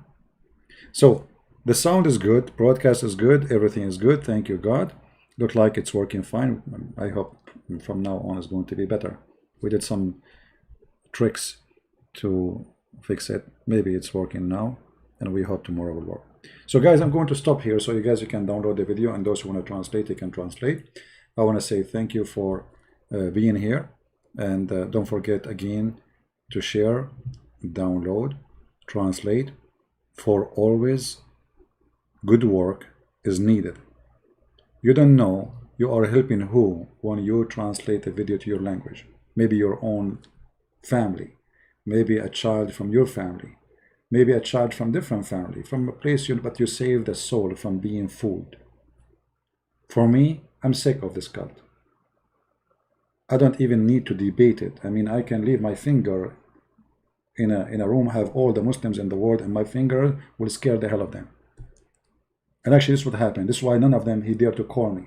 This is why all of them, they want to say debate you face to face, because they knew I don't show my face. This is the excuse. But all of us, we know the reality, that they are afraid to death. They cannot debate such a guy. For the answer will smash them. Like I was, before I go live, I went to David Wood. I was walking, you know, I like to walk every day. So I was walking, so I saw David Wood live, and they were talking about that the Muslim, they say, is that Muhammad, he went with an army of 10,000. The fact it was 12,000. They are liars. Just to make it fit with the verse in the Bible. No dignity, no honesty, no trustworthy. And that is telling us the story. If those who they are religious are a bunch of liars, so what about the one who they are not religious? Let me tell you the surprise. Muslims who they are not religious, they are way more honest than those Muslims who they are religious. I am speaking to you from experience. Always when I see a Muslim claim to be religious, I know the following. He lie, he steal, he fornicate, he do everything against the ethic, and nobody speak about ethic as they do. A Muslim who don't practice, he can be trustworthy, he can be a nice guy, he can be a peaceful person, because simply the devil of Islam is not in his heart. So we don't say all Muslims are evil. This is not true. For there is Muslims who follow Islam and they practice, and those are the one you have to fear their lies. Because as you see, I never saw. Have you ever seen a Muslim who is religious, who claim to be religious, speaking anything truthful? I never met one. I met Muslims who don't care for Allah. They are very nice. They don't lie to me. You know, I accompany many of them many times. They accompany me. I have no problem with them. But I cannot trust a religious person. Because a religious, right away, he practiced taqiyya, which is the Quran teaching, chapter 3, verse number 28, that you can speak to them in a friendly way, but your heart is not like that. Right? Adnan, guys, just to show you why Islam is stupid. If Islam is not stupid, why Muslims are not smart? I challenge you, CP, prove the Bible is not corrupt. Adnan, just listen, my friend. You just prove to me that Islam is a lie. Why? Because the Quran says that Allah is the one who sent the Injil. So what Adnan is saying to us, that the book of Allah is corrupt. So what Adnan is proving to us, that Allah he got a big nail in his bum. He sent the Torah, he sent the Injil, and this God, nobody cared for him, and they screwed him. This is what you are saying to us. Because chapter 3, verse number 3, and there's tons of verses in the Quran saying that it's Allah who sent down the gospel and the Torah.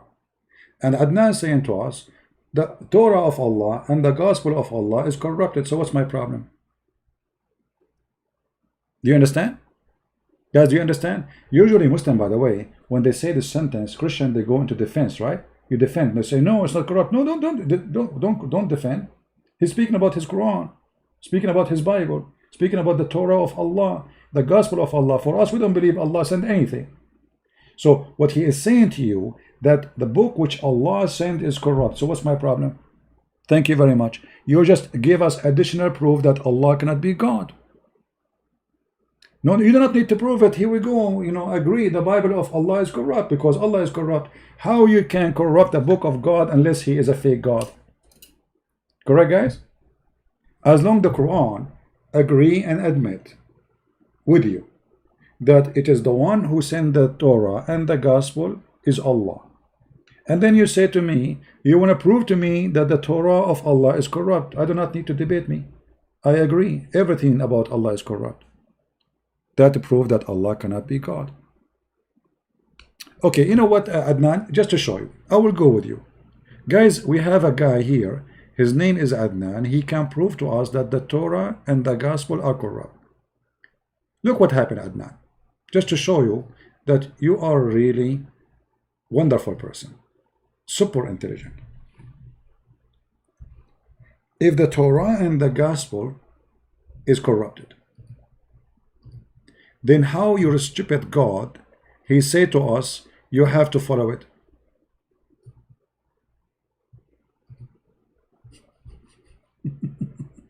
In the time of Muhammad.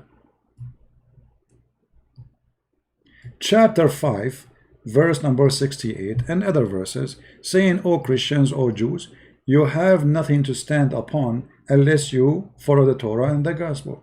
Okay, so I want to follow the Torah and the gospel where it is. The Quran at that time is speaking about the book they have in their hand. This is 600 years after Jesus. Allah asking the Christians to follow the Torah and the gospel. And this is the same book we have right now. So your God, Allah, is stupid then. Not only that. No screen? Oh, sorry, guys. I apologize. Do you see it? Chapter 5, verse number 68. Same time, as long the Torah and the gospel are corrupt. So how come Muhammad he say this?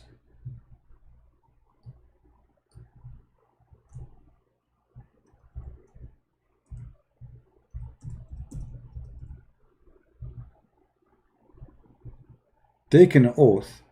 Let us see the hadith.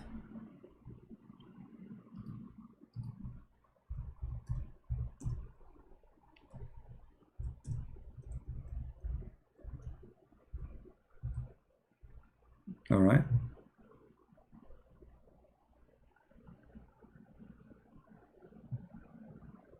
Because remember, Adnan, he can prove to us that the Torah and the gospel is corrupted.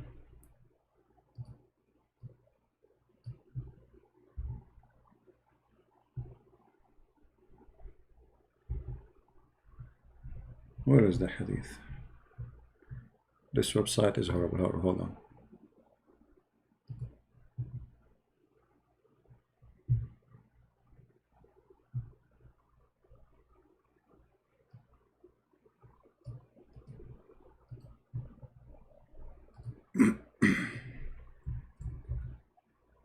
Here we go.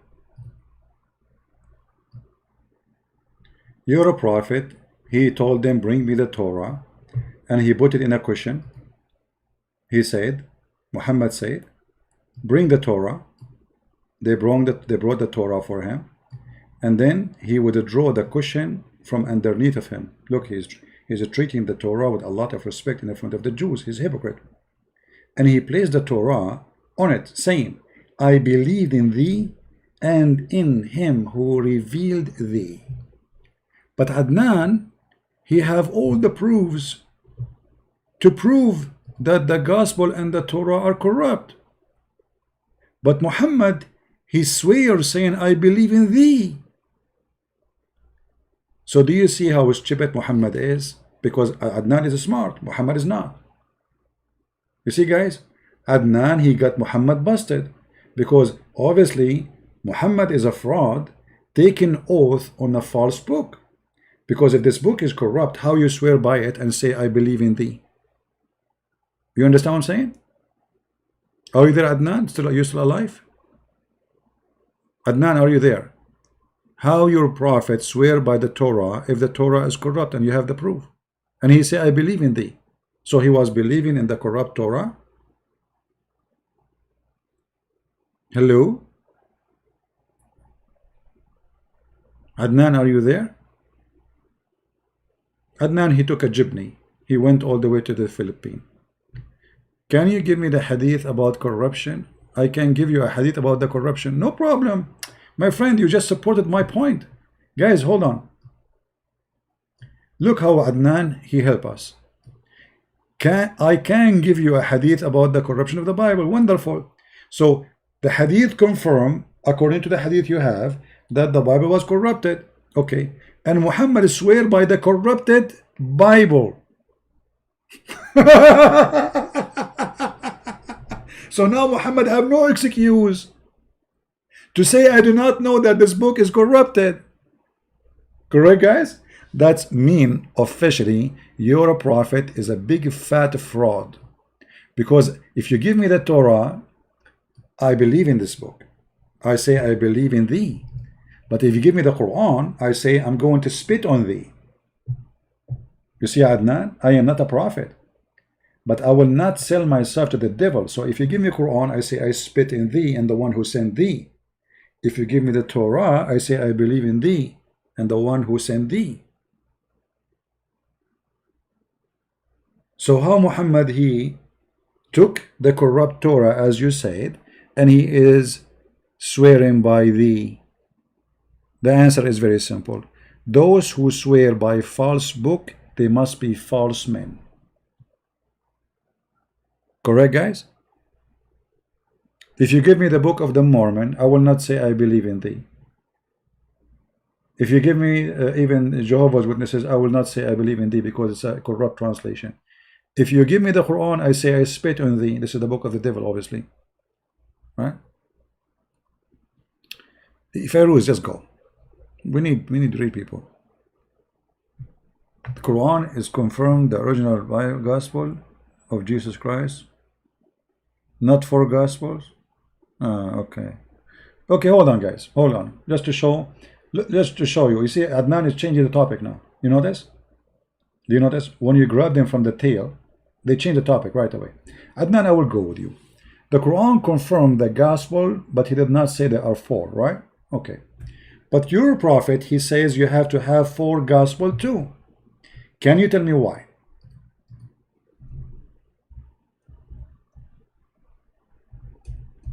If it should be one, why Muhammad, he says take the Quran from four? Are those Mark and Luke and John? But what? Why four? If we have one Quran and we should not have four writers, then why your prophet, he says take the Quran from four? Do you have an answer? And none of them is Uthman. Where is Uthman? Do you see Uthman there? Why you are taking the Quran for Uthman? Did he say Hafs, which came 200 years after Muhammad? Very stupid story. Secondly, when you say that the Quran confirmed the Bible which sent to Isa, that is very nice of you to say, because you just admitted that in the time of Muhammad the Bible was confirmed to be true. But this is the same Bible we have today. And in the Quran, proof of that, the Quran says that the Christian, they say that Jesus is the Son of God. Guys, did he just say that the Quran confirmed the book was sent to Isa? But when? At this time, at the time of Muhammad. The Quran says that the Christians, They believe that Jesus is Son of God at that time. So from the time of Muhammad until now, nothing changed for the Christians. So how the Quran says, I confirm what you have between your hands? Just go, just go. You know, I don't have time for kids. You know, just go. Get lost. I have no time for kids. Bring me a sheikh, you know, bring me someone he have a value of his words.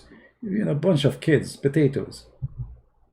I just told you, you just admitted that the Quran saying that the Torah and the Gospel sent by Allah, and you are saying to me that Torah of Allah is corrupted. You made me fart. I laugh. I agree. The Quran, the Torah of Allah is corrupt because Allah is corrupt. So you're debating me about what, you donkey? You debate me about what? You are trying to prove to me, you are trying to debate me, to prove to me the book of your God is corrupt. You're stupid. I agree, all your God books are corrupt. You know what I mean? There's no need to debate. There is no need to, those people are crazy. They are working hard to prove to us that Allah is a fraud. Allah, He sent books, but He cannot preserve. Okay, well, if He cannot preserve His book, He can preserve what? You know what I mean? I am responsible for my book. You see, God preserve His book. For a human being die, and a human being commit sin, and a human being can be corrupt. So if you are saying to me that your God, He sent 124,000 books with 124,000 messengers, and you have only one book is not corrupted, and then we find that this book has been eaten by the goat, and there is more than 900 reading of the Quran.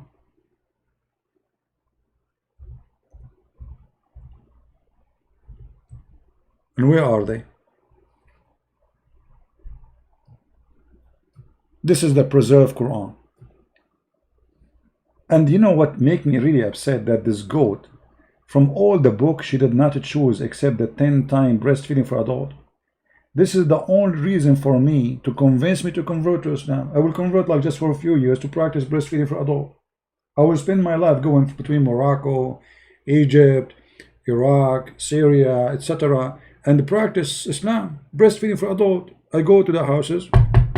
Hello, it's me you are looking for. Can I do breastfeeding for your wife?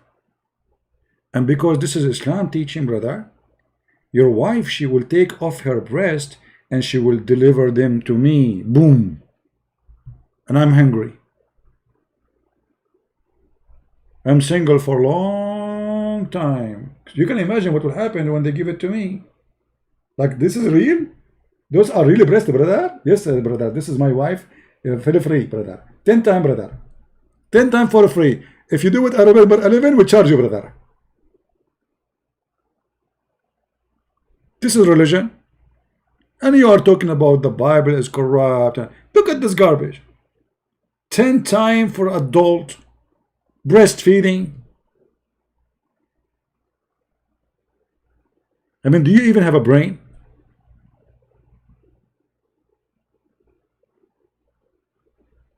And the funny, they speak about brainwash.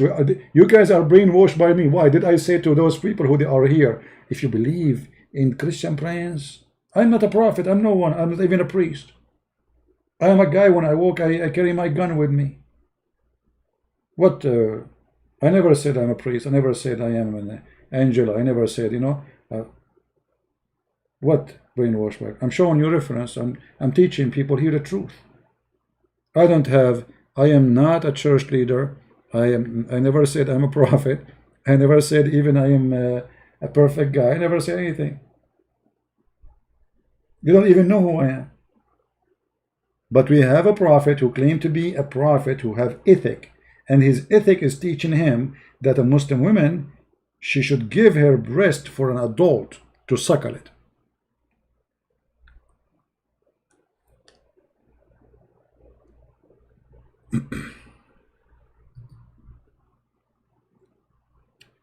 A static saying by year 2011 Muslim will pass Christian population. No, my friend, all those static are funny and dummy. You see those static, like they say, there is 1.6 billion. This is absolutely a lie. They count even the Christians as Muslims in those countries. You know what I mean? Like they count Ethiopia more than the half as a Christian. Sudan, you know, the Christian in Indonesia, they count all the country as Muslims. So those account are or numbers are false. Secondly, the numbers of Muslims is the reason for Islam to collapse, not the opposite. And I'll explain to you how. You see, some countries, they are trying to practice Sharia law. Like there's a new wave in Indonesia, right? But that is making more people hate this God. So Indonesia is the biggest Islamic country in the world. If you see how many people live in Islam, you will not believe it. If you see how many of the Muslims, they hate to practice Islam, you will not believe it. Big numbers is not going to enforce Islam, is going to do the opposite. Because society will be poor, they have big number, no enough jobs, no enough money, no enough resource, no enough education. And those people who they are, you're trying to make them Muslim supposedly. So to say we have a population, what you can do with them? What is their power? What is their, let us say Indonesia is a 300 million population next to Israel, and they go in war. Which one is going to win? Israel of 7 millions. All of us, we knew Israel will win. So first of all, population can be a curse on you, not a blessing. Because if you cannot feed your population, that will not help you. Bangladesh, the second big populated country of Muslims. If we take those countries from the population, we will see Islam disappear. Where is the rest of Muslims? If you go to Bangladesh, you will not believe it. I mean, I feel sorry for them.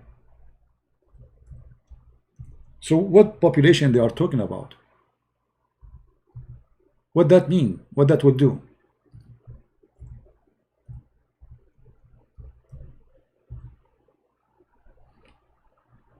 I want to go there actually because I want to use a train there.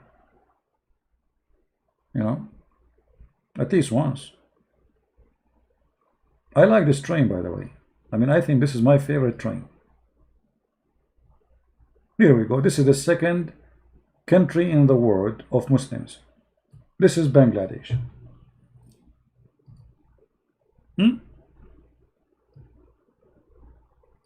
So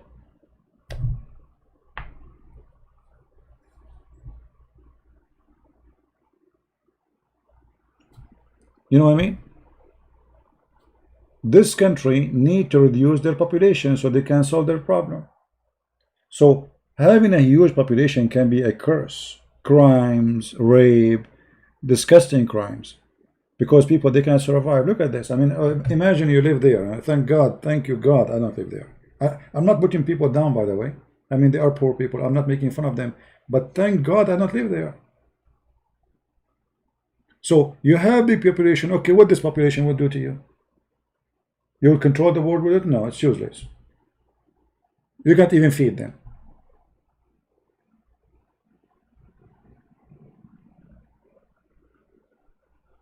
You know what I mean? So when they speak about numbers, I laugh. I really laugh. Christians in Muslim countries are 10%, 15%, 20%, but they are the quality.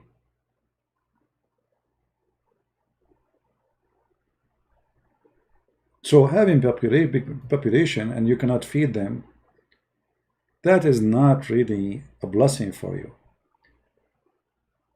That is a curse.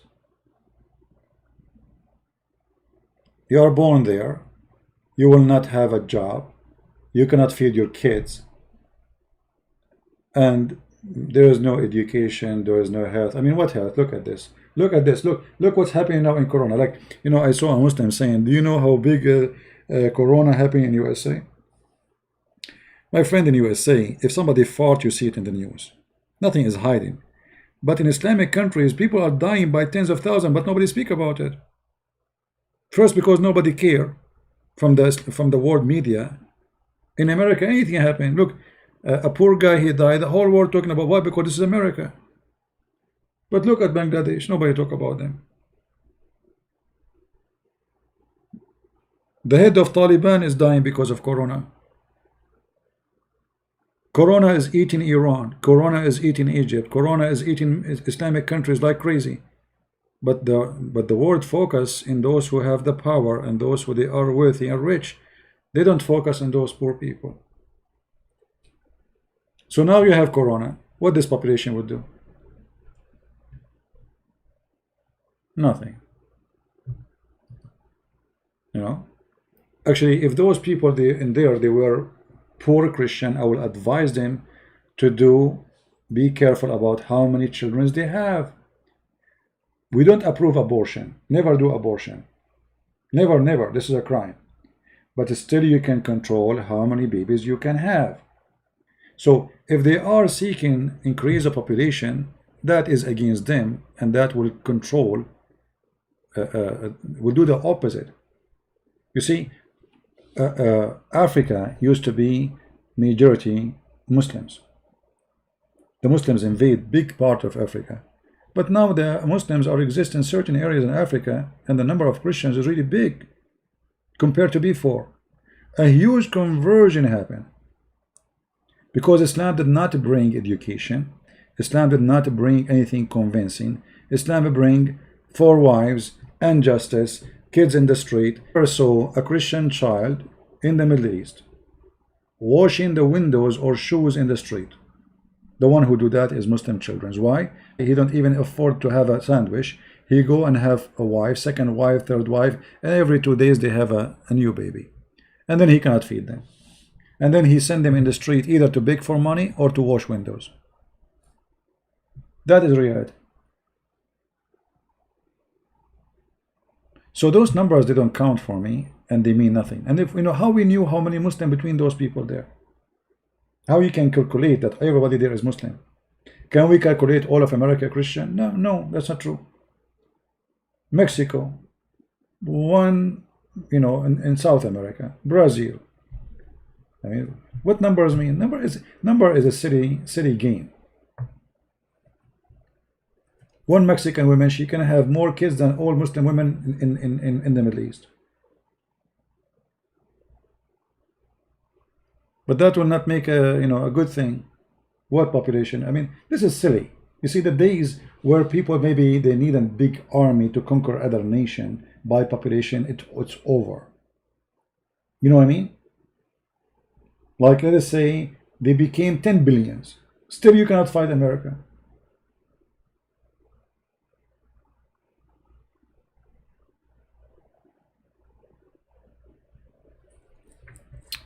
Your girlfriend is a Muslim. My friend, if your girlfriend is a Muslim, that means she is not a Muslim. Secondly, if you are a Christian, you should not have a girlfriend. Don't change the topic. I challenge you to prove that the Bible is not corrupt. My friend, you see, you proved me wrong. I told you the Bible of Allah is corrupt. Get lost. We are laughing. A clear evidence that Muslims, they are following the false God. They prove to us that the Bible of Allah is corrupt. Okay, what's my business? Why you are asking me to debate me about a book your God sent? You are stupid. You Muslims should debate about that. You Muslims should debate about, because both of you believe in the same book. Allah sent the Torah. Who believe in that? Not me. So you want to prove to me that the book of Allah is corrupt. So why you are debating me?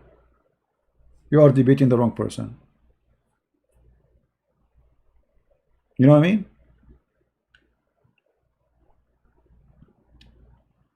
Do we have any, Abdul have any comment?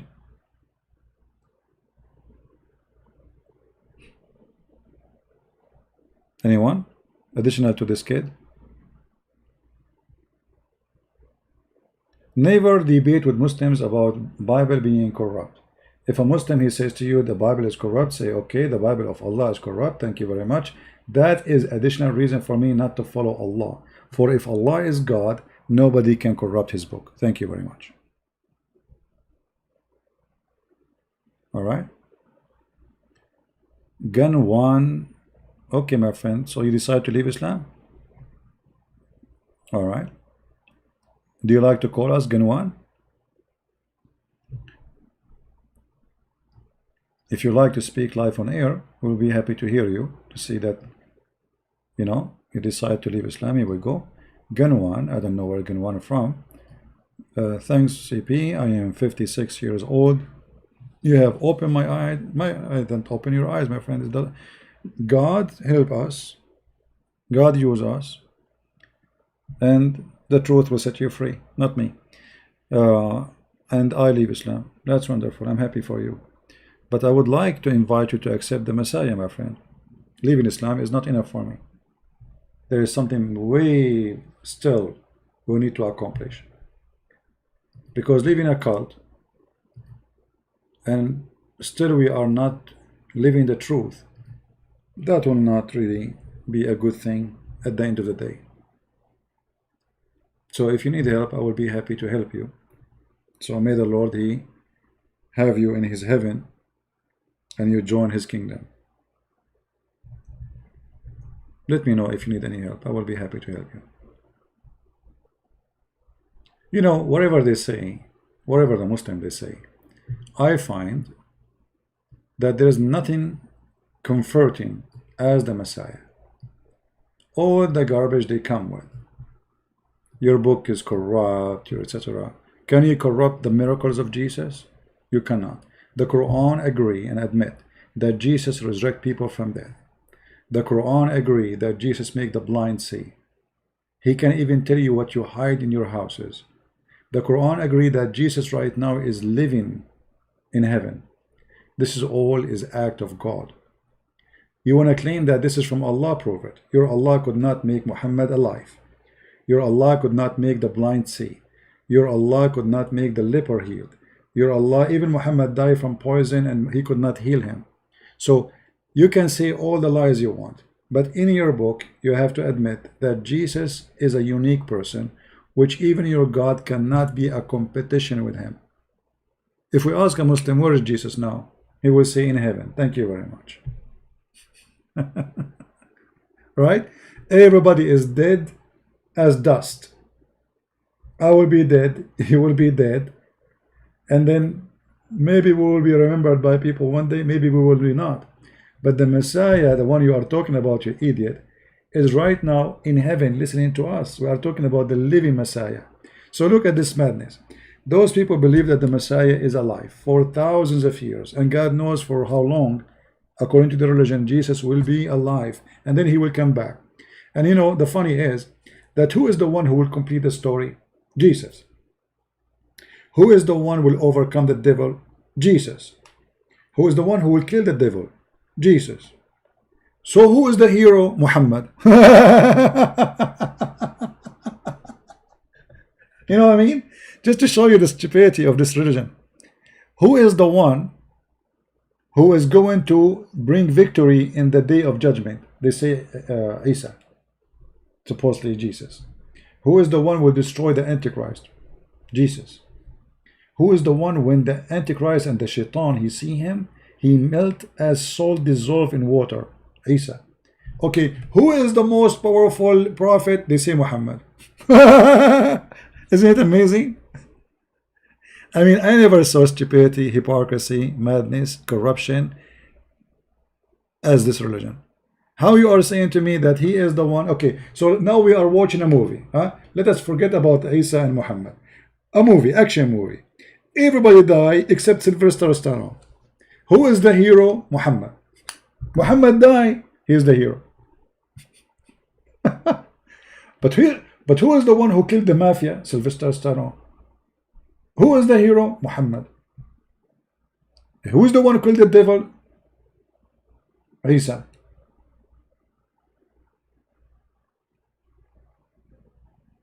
So do you see how easy to defeat this cult? You know, the problem is that we don't think deeply. We need to practice something is called deep thinking. Most of us, we don't do that. You see, I believe that most of you are not shallow. but you are not practicing deep thinking. You see, life, if you go right now in front of your house, I don't know if it's day or night. If it's night, you see stars. If it's day, you see the light, you see the blue sky. But you have to make reasoning for things around you in order to recognize where are you, what you belong to, what do you see. If I am a shallow person, I see things but I don't think about it. They are there. Same things are there. You will notice that we might go, let us say all of us, we are in one room. And then all of us, we have a picture in front of us, and then somebody come and he says, I will give you pen and paper, and I want each one of you to describe this picture to you, which is all of you, you see it in the wall. There's a picture there. You will find that it's one of us, he have a lot more details for the same pictures, and some of us, they have very little details. But it's the same picture.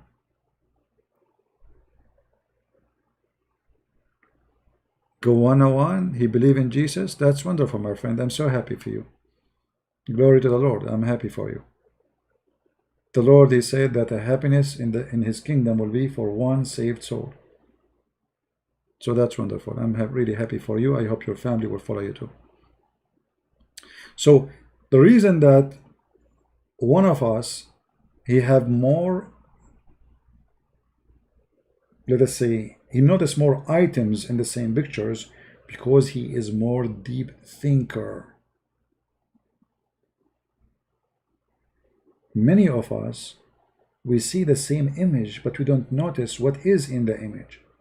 So in order for me to learn about noticing, I need to think, practice. We need to be people who always think about things exist around us. Like when the Muslim, he says to us that the Bible is corrupt, and then he says to us that the Bible is sent by Allah. I mean, this is the most stupid statement ever, because you aren't accusing me, you're accusing your God. You know what I mean?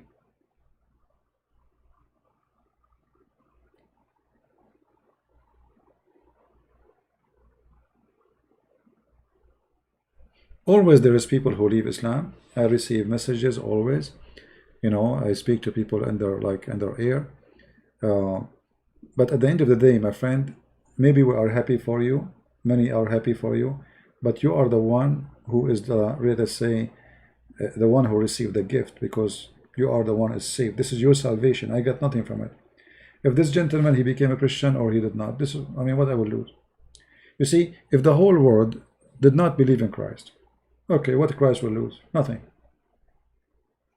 You do nothing. God, he gained nothing by believing in him. Our God, because he is a loving God, he wants us to be saved. As simple as that. It's not about him gaining anything. You believe, you don't believe, it's up to you.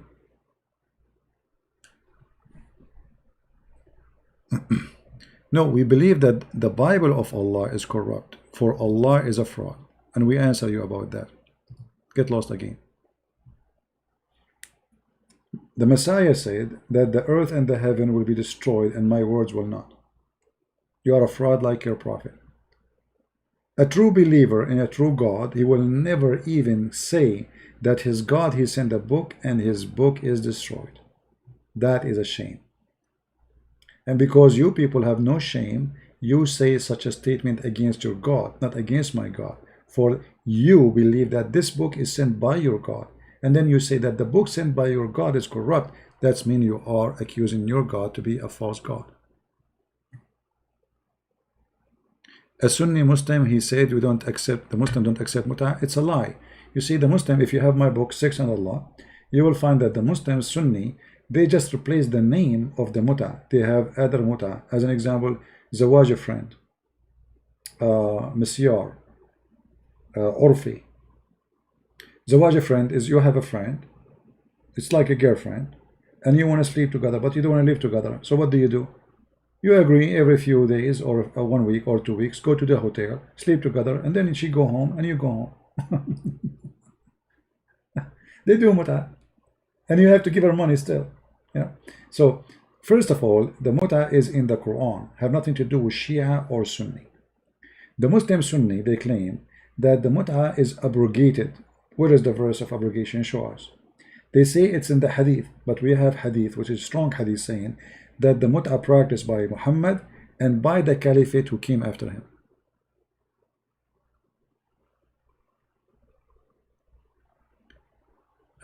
Ganwan, he want to call me. Okay.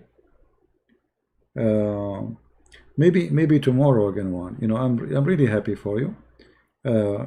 But you know, I don't want people to think that's, you know, we make people call us to say I became a Christian and etc. You know, we don't do what the Muslims do.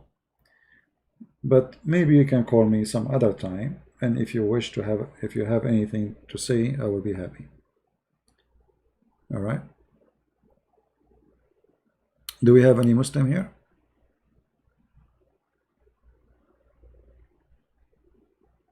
Do we have any Ustad here? Any Ustad?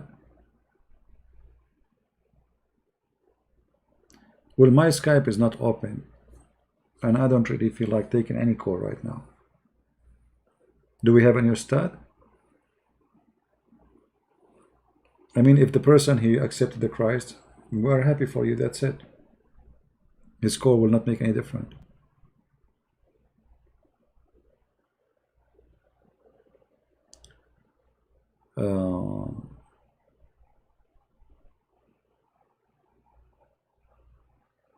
Assassin and Islam is very interesting topic. Well, the word assassin is coming from a person, his name is Hassan al-Hashash. Hassan al-Hashash. His real name actually is not al-Hashash. Hashash is a, let us say, a title. Hashash coming from the word hashish. This person, he in the beginning he started a castle, and this castle, he's a rich man for sure. He bring young men. He have a lot of female slaves for sex. They drink, they dance, you know, and then after all of this, every day in the morning, he do like a teaching for them. So he teach them that the Quran have out and inside, inner and outside. For them, they believe in the inside meaning, not the outside meaning, which mean whatever he wanna give interpretation for the Quran. So those, they call them the batiniyin, which mean the stomach. Let us say the stomach of the Quran, what is inside the Quran. Anyway, so this guy, he start bringing those young kids. He teach them, and they get drunk, they have sex. They stay in his castle for almost a year, and then he grab you. He says, "Come here. I have to send you in a mission. If you want to come back here, you have to go and kill that prince or that rich man." He sent letter to very important people who they are extremely rich, saying to them, "Pay or die." And those kids, young men, they are taking hashish, having free sex, free food. It's like a fancy life, you know. It's like having, you live in a hotel, 5-star hotels at that time, and you live there, unlimited food, unlimited drink, beautiful women, sex all day if you want. So when he says to you, you will not come back unless you kill that guy, you will not come back unless you kill that guy. And this is where the story of the assassin is coming from. All right? The assassin is coming from this guy.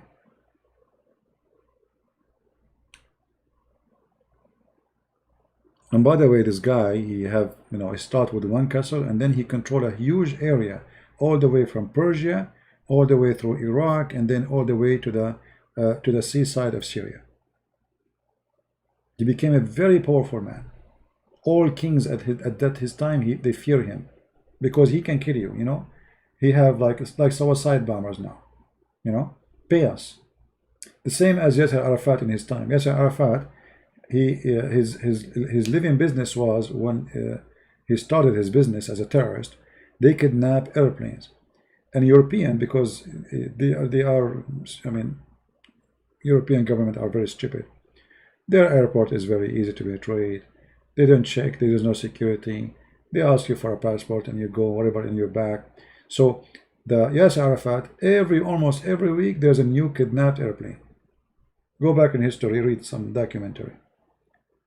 And in order to not to kill your passengers, give us $300, $300 million, $200 million.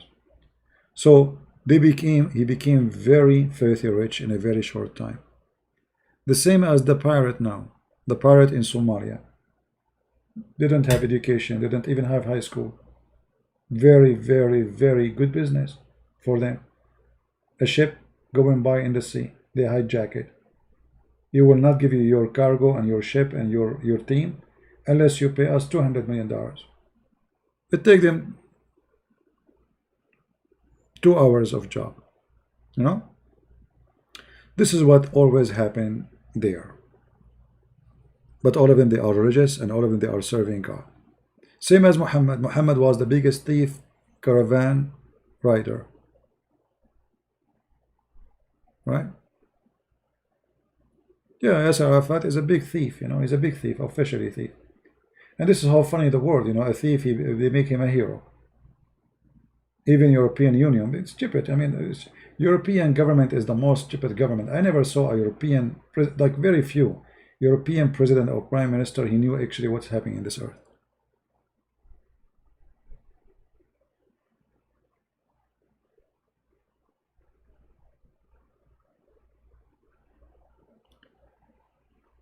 I tried, but all from Muslim version. I don't know what you're talking about.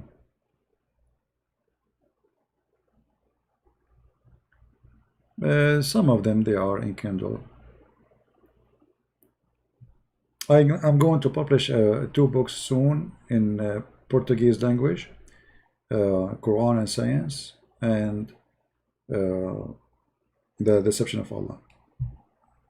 Then maybe 2 months after, we can have 6 on Allah published too.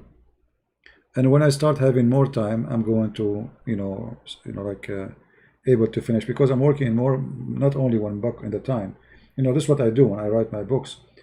If you write in one topic, sometimes, like, you know, writing is not easy. Writing is like, you need, let us say, inspiration. You need like the ideas coming to your head, so you sit and write. You cannot force yourself to write.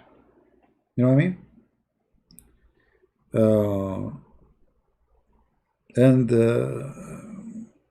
My experience is, as long as I'm going live on air, like now, if I finish, I will not find myself in the mood of writing anything. It takes a lot of your energy and a lot of your, let us say, comfort. Anyway, guys, remember always one thing. Anyone he say to you anything, even if he's a Christian,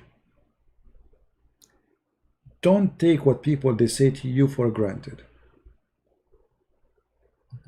And I tell you that this is a very good advice.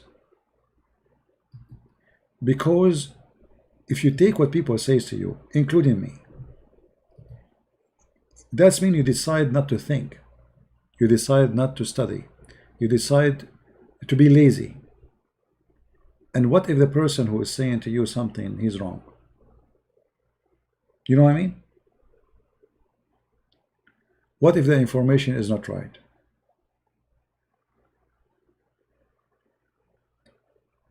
But if you study the information and he was telling the truth, that will make you very strong, in a very strong ground, because you spend good time studying, taking notes, educating yourself, and whatever you learned from someone like me or anyone else, that will help you to make it easier.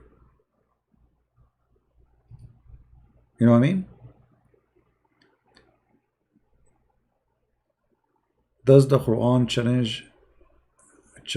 contradict the last ayah of the Surah Al-Baqarah? I'm not sure what you mean, but all the Quran is a contradiction.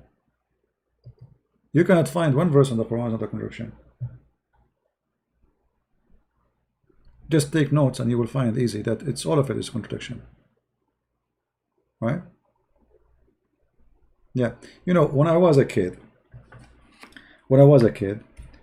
I'm very active person. I mean, I don't really, I'm not like a lazy person who like to sit and etc.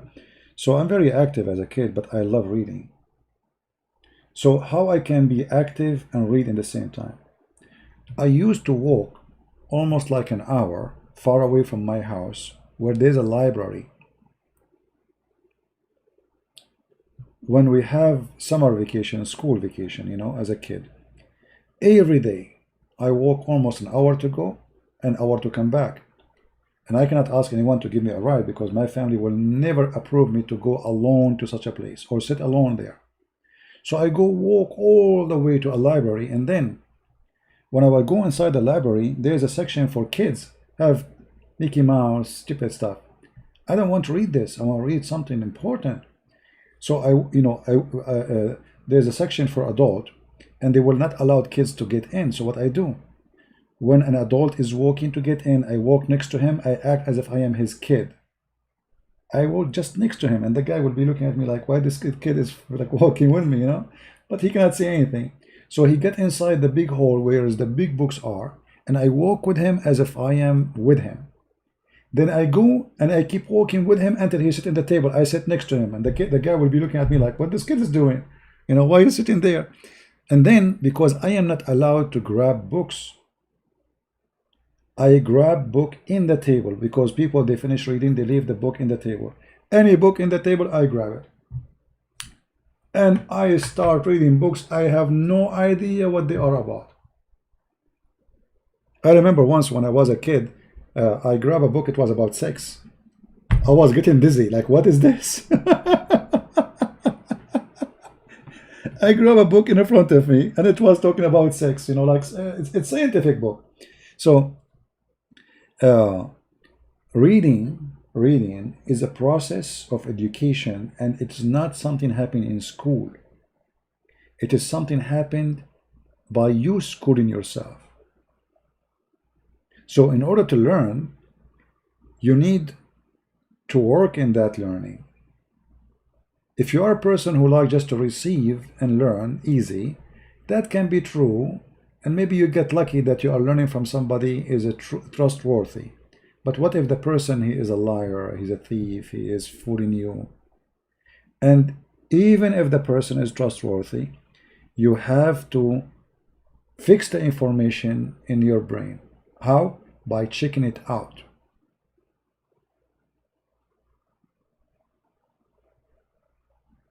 What type of library? No, it's actually a wonderful library. They have all kinds of books. What's wrong? I mean, if you have a book about sex, is that bad?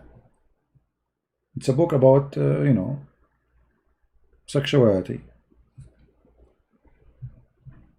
See, books about such a topic is not bad. You know, studying a human being behavior, those are not, you know, sex is not bad. It is what we do with sex. What is sex for us? God, he created sex for a reason. It did not happen that we are attracted to sexuality. So nothing wrong with that. But we are not talking about Playboy magazine. We're talking about scientific book.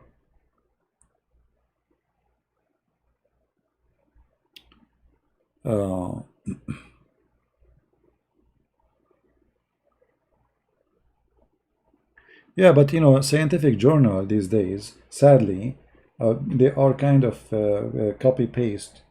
You know, very few people, they do scientific study, whatever the topic, you know, because science can be even about history. But those journal, as I notice, that people are not really doing real studies as much it is searching patterns, you know, patterns. I'm sure you know, I look like you know the topic. It's like, you know, like Darwin. Darwin is not a scientist. Darwin is an observer. So he was trying to observe things around him, and from his observation, he tried to make conclusion.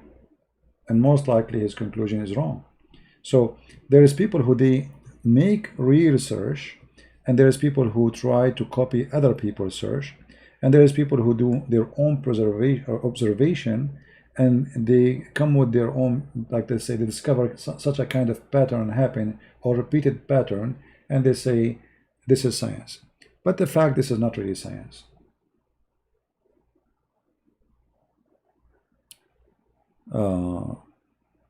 Respond to my comment. I don't see your comment.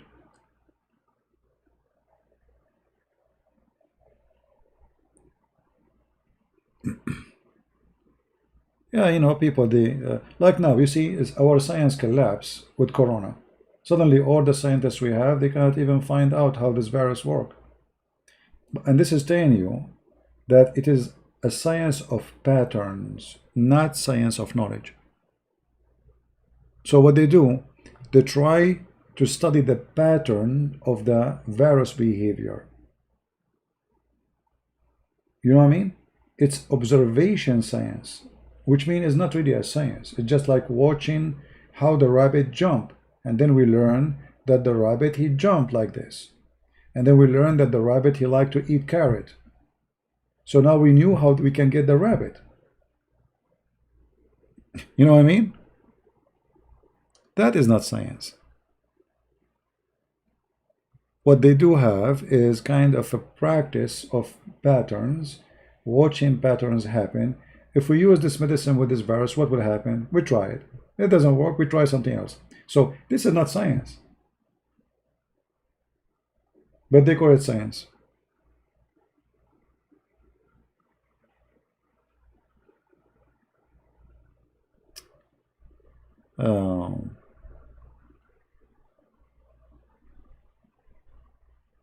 Yeah, it's not science. You know, I remember I told you before, like I have, if I drink too much coffee, that impact my throat. Actually, this is why my voice now is not really, I mean, not now, every day almost, is not really good as it should be, because I drink coffee.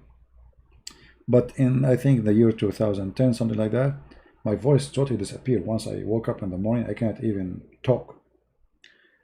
And I don't go to doctors. I don't get sick, you know, thank God. But then I have to go. I mean, there's something very wrong. I have to go live. People are waiting for me, and I cannot talk. So I went there. They do the check, blood, blah, blah, blah. Open your mouth, say ah, say ooh. How old are you? How much you weigh? Ask me all the questions. I write down. I cannot even talk. And then they could not find. They said, you are very healthy. There's no reason. Nothing. A lot of money. And then I noticed that if I stop drinking coffee, my voice come back. If I drink coffee, my throat get hurt. The more I drink coffee. So it was just an observation of me and my behavior lead me to understand that it was the coffee. So all those doctors who they were sucking the blood of me, which is the little money I was making, and then they come with the conclusion says that you have no problem. Nobody asked me what you drink. Nobody asked me anything about coffee or food. Nothing. They took, you know, from my blood, you know, it was just coffee. So where is the science? I stopped drinking coffee, my voice is coming back. I drink too much coffee, my voice is appearing. Right now, if I go and drink too much coffee, and by the way, I drink too much coffee, like now I'm not drinking coffee, I drink about 2, I don't know what they call it in English. You know, Greek coffee, the Greek coffee, big container. I make one in the morning, and then I make one afternoon. So each one of those have maybe about, I mean, this is a very strong coffee. It's not like American coffee. This is not water. This is real coffee. So now, supposedly, I'm not drinking coffee, yet I drink 2 heavy duty a day. Before, I used to drink way more, to the point my lips are dark. You believe it? My lips are dark because of coffee. This is how much coffee I drink used to be.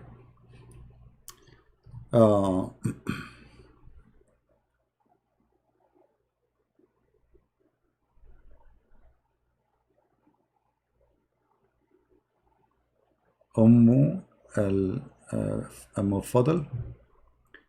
Okay. Yeah, you see that's because you have a confusion.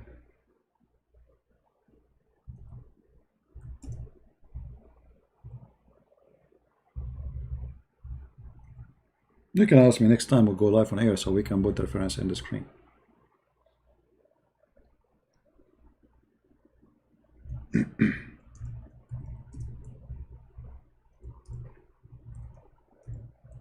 Maybe I can grab the reference right now. Let us see.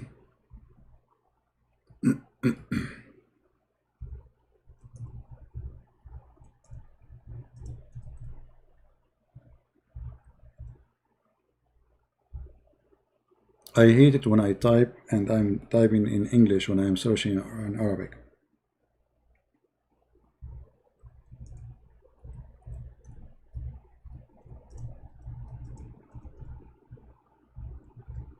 Let us see.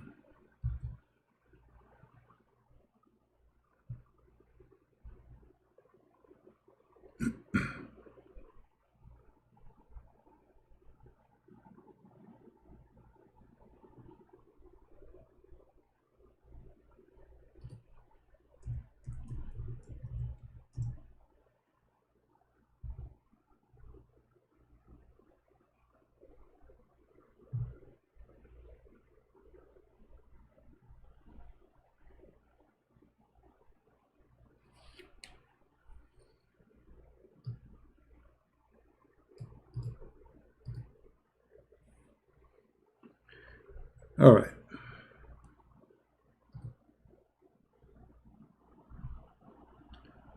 Are you there, the one who asked?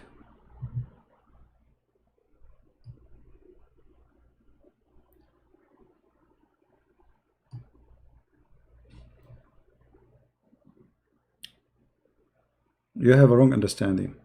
Here, this is the book, and the name of the book, إتحاف الخيرة للبوصري, volume number 5. It says that from Ibn Ishaq, from Hussein, the son of Abdullah, and Ikramah. Let's highlight so people can see what we are reading.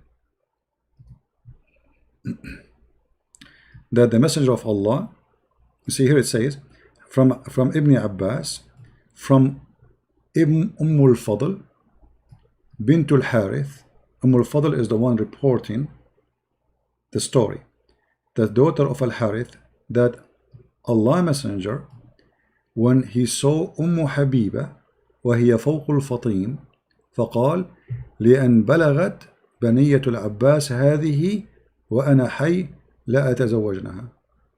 So it is Habiba, and this is mentioned by Ahmad ibn Hanbal too, and this is the reference. All right, so I hope I did answer you, my friend.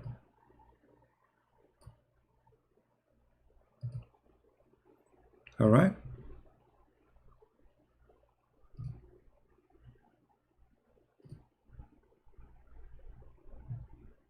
Are you there, the person who asked?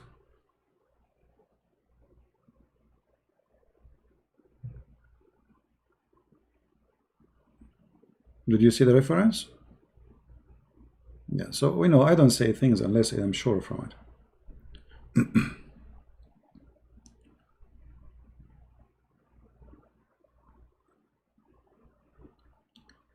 Please answer Atif Farhan. What do you answer for what, Atif? Does Allah pray in the Quran? Allah, he says Shahada. There is no Allah. What Allah? Can you please show the reference? Satanic verses are abrogated. You see, if satanic verses are abrogated, that means Quran is satanic verses, because you cannot say abrogated. The Quran says يَنْسَخُ اللَّهُ مَا يُلْقِي الشَّيْطَانُ بِهِ, which means Allah will delete, not abrogate. Not abrogate. All right. But however, as long as the Quran admit that Allah saying supposedly, whatever shaitan he throw, Allah will delete from the Quran. How we knew that this verse itself is not from shaitan himself? He's asking the link you showed early for his reference. Link about what? What reference? Atif, I'd respond many times. I keep asking you, what do you want? I mean, what I would do, I have many people asking me question. You keep saying to me, can you answer me? Can you answer me? What is the question? I don't respond to anything. So all this time I'm responding to people, and now I don't respond to anything. So what I was doing for the last 2 hours?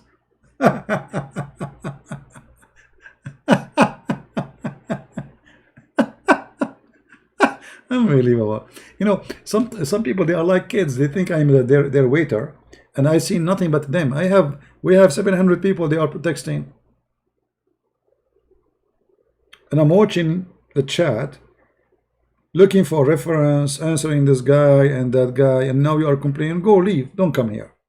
Okay, Christian Prince is not answer you. Don't give him don't pay him salary. Fire him.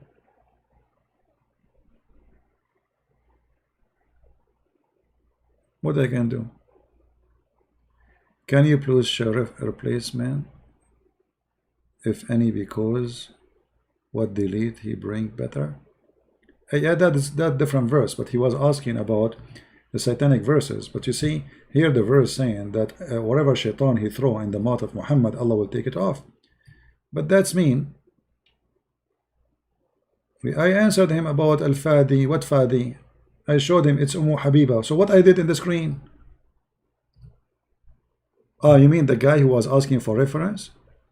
Well, those references exist in many places, you know. But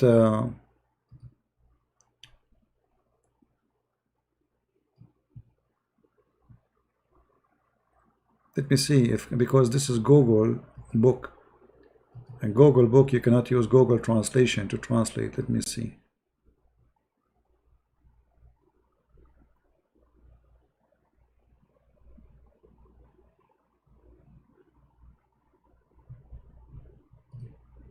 Right now I don't see the chat because I'm looking for reference. I can post for you the same website I was showing you, which is Google Books, but that will not allow you to use Google translation. Here we go. I found a different website which is easier, and this is the link.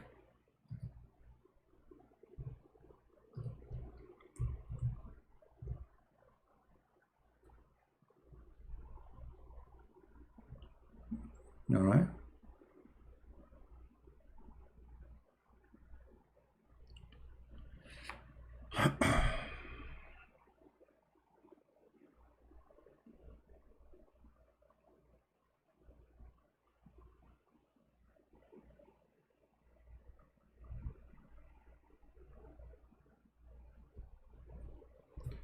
Well, I don't take any reference as long it's in English. Any reference, it's not in Arabic, I don't consider it to be true. Secondly, al-Fadl is the one who reported the hadith, not the one who asked for her hand. All right, I just showed you on the screen. I don't know. You don't want to believe, don't believe.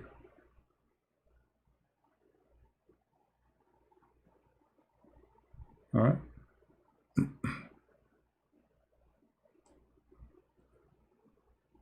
The hadith in front of me, it says that al-Fadl, she said that the Prophet said, etc. when he saw Habiba. You have different story. Believe in whatever you want.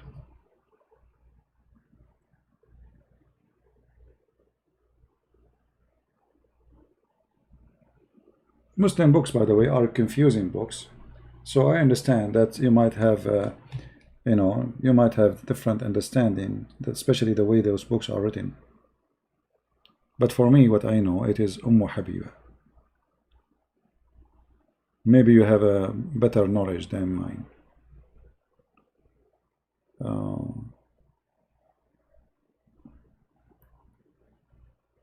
Yeah, I don't accept actually any reference in English because English reference, first, it can be corrupt, false. Secondly, they are confusing. The numbers are wrong because they make their own numbers. If you go and read Ibn Kathir in English and read Ibn Kathir in Arabic, you will find that there's no match. You know, There's no match.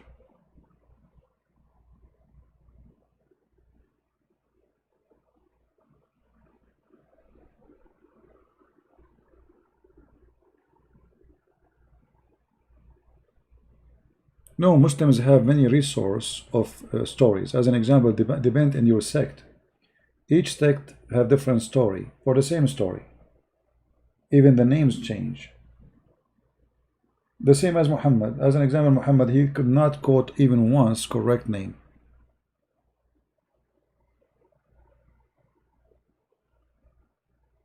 Right?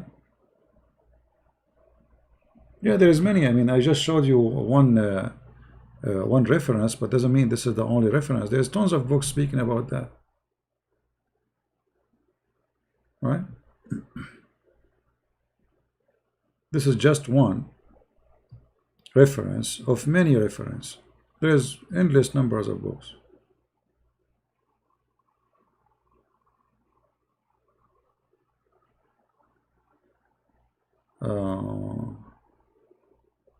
Actually, here I just found this website.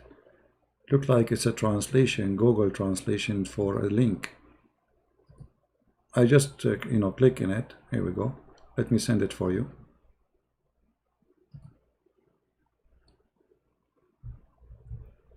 Islam, why Shia they hate Aisha? Because Islam is a political movement. Islam is not a religion. Islam is a mafia to conquer, take over, money, slavery, jewelries, power, Do you see, guys, the link I posted? You will see there it says Ummul Fadl bint Harith said that the messenger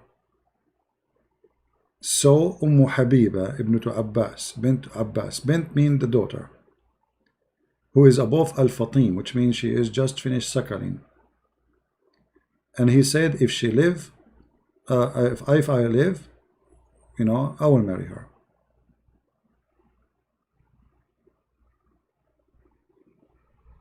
Do you see it, the one who asked me? Here we go, you have it even in English. You said that last Quran says, Allah not burden anyone with beyond his ability. But you say Allah burden people to proceed Quran, which they are unable to do. You say it's a contradiction. You see, if you go over any words the Quran says, you will find that there's a contradiction. And we can go all over. As an example, Allah forgive not sin for those who do associate with him. Correct? Okay. And then Allah forgive those who believe in him. So, do you forgive those who associate with you or you don't? Because if those who associate with you, you don't forgive them, that means the statement is mistaken. You should say, I forgive not those who associate with me and never repent.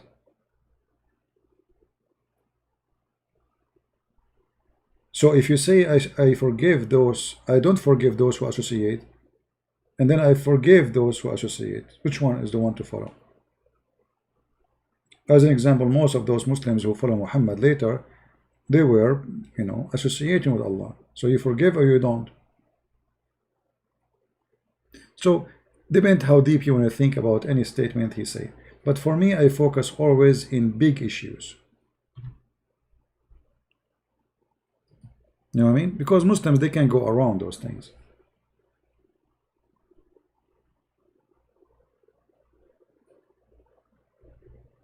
Okay, Atif, just take a hike, my friend. I'm done with you. You are here just to complain. Just go.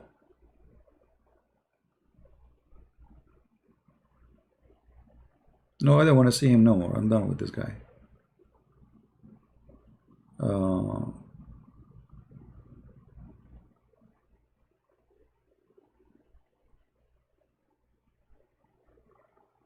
All translations, in any translation in the Quran, not only Yusuf Ali, is fabricated. I never find any translation is correct. Why Muslim cannot wear a golden ring? Muhammad, he you know, he got a golden ring. Some story they say he killed a Jew and he took it. And then Muhammad, he get busy with the ring. He keep looking at it, you know. A savage guy, he never have a ring in his hand. So he's very excited. And then people, they start talking about him. And then Muhammad, he says, oh, you know what, this ring, he took me away from Allah, or took me away from you. So, and then he announced that men, they cannot wear golden rings.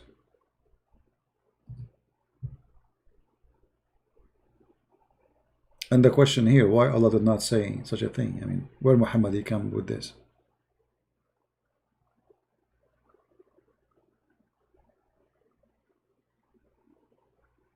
Anything else before we go for today? Actually, I made a mistake. I should not go longer so people, they can download the video easy. And now the video became so long. Maybe I have to rebroadcast the video, just the part we answer the false miracles in the Quran, to make it shorter.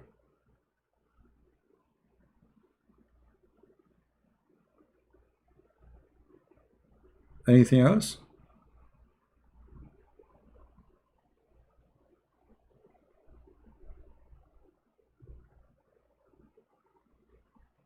Hijab actually is not a cover for the head.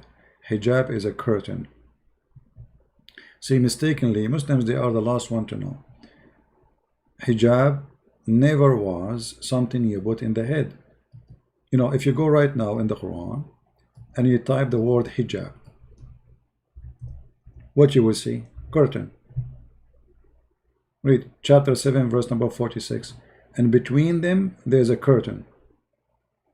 There's a veil between them. Do you see it? Do you see it? This is the veil here is translation for the word hijab. So it is something you put between you and someone else, not something in the top of you. Are you following? So hijab is not a wear in the head. And you can go like, you know, chapter 17, verse number 45. The same. You put between them a curtain, a hijab, between them, not something in the top of you.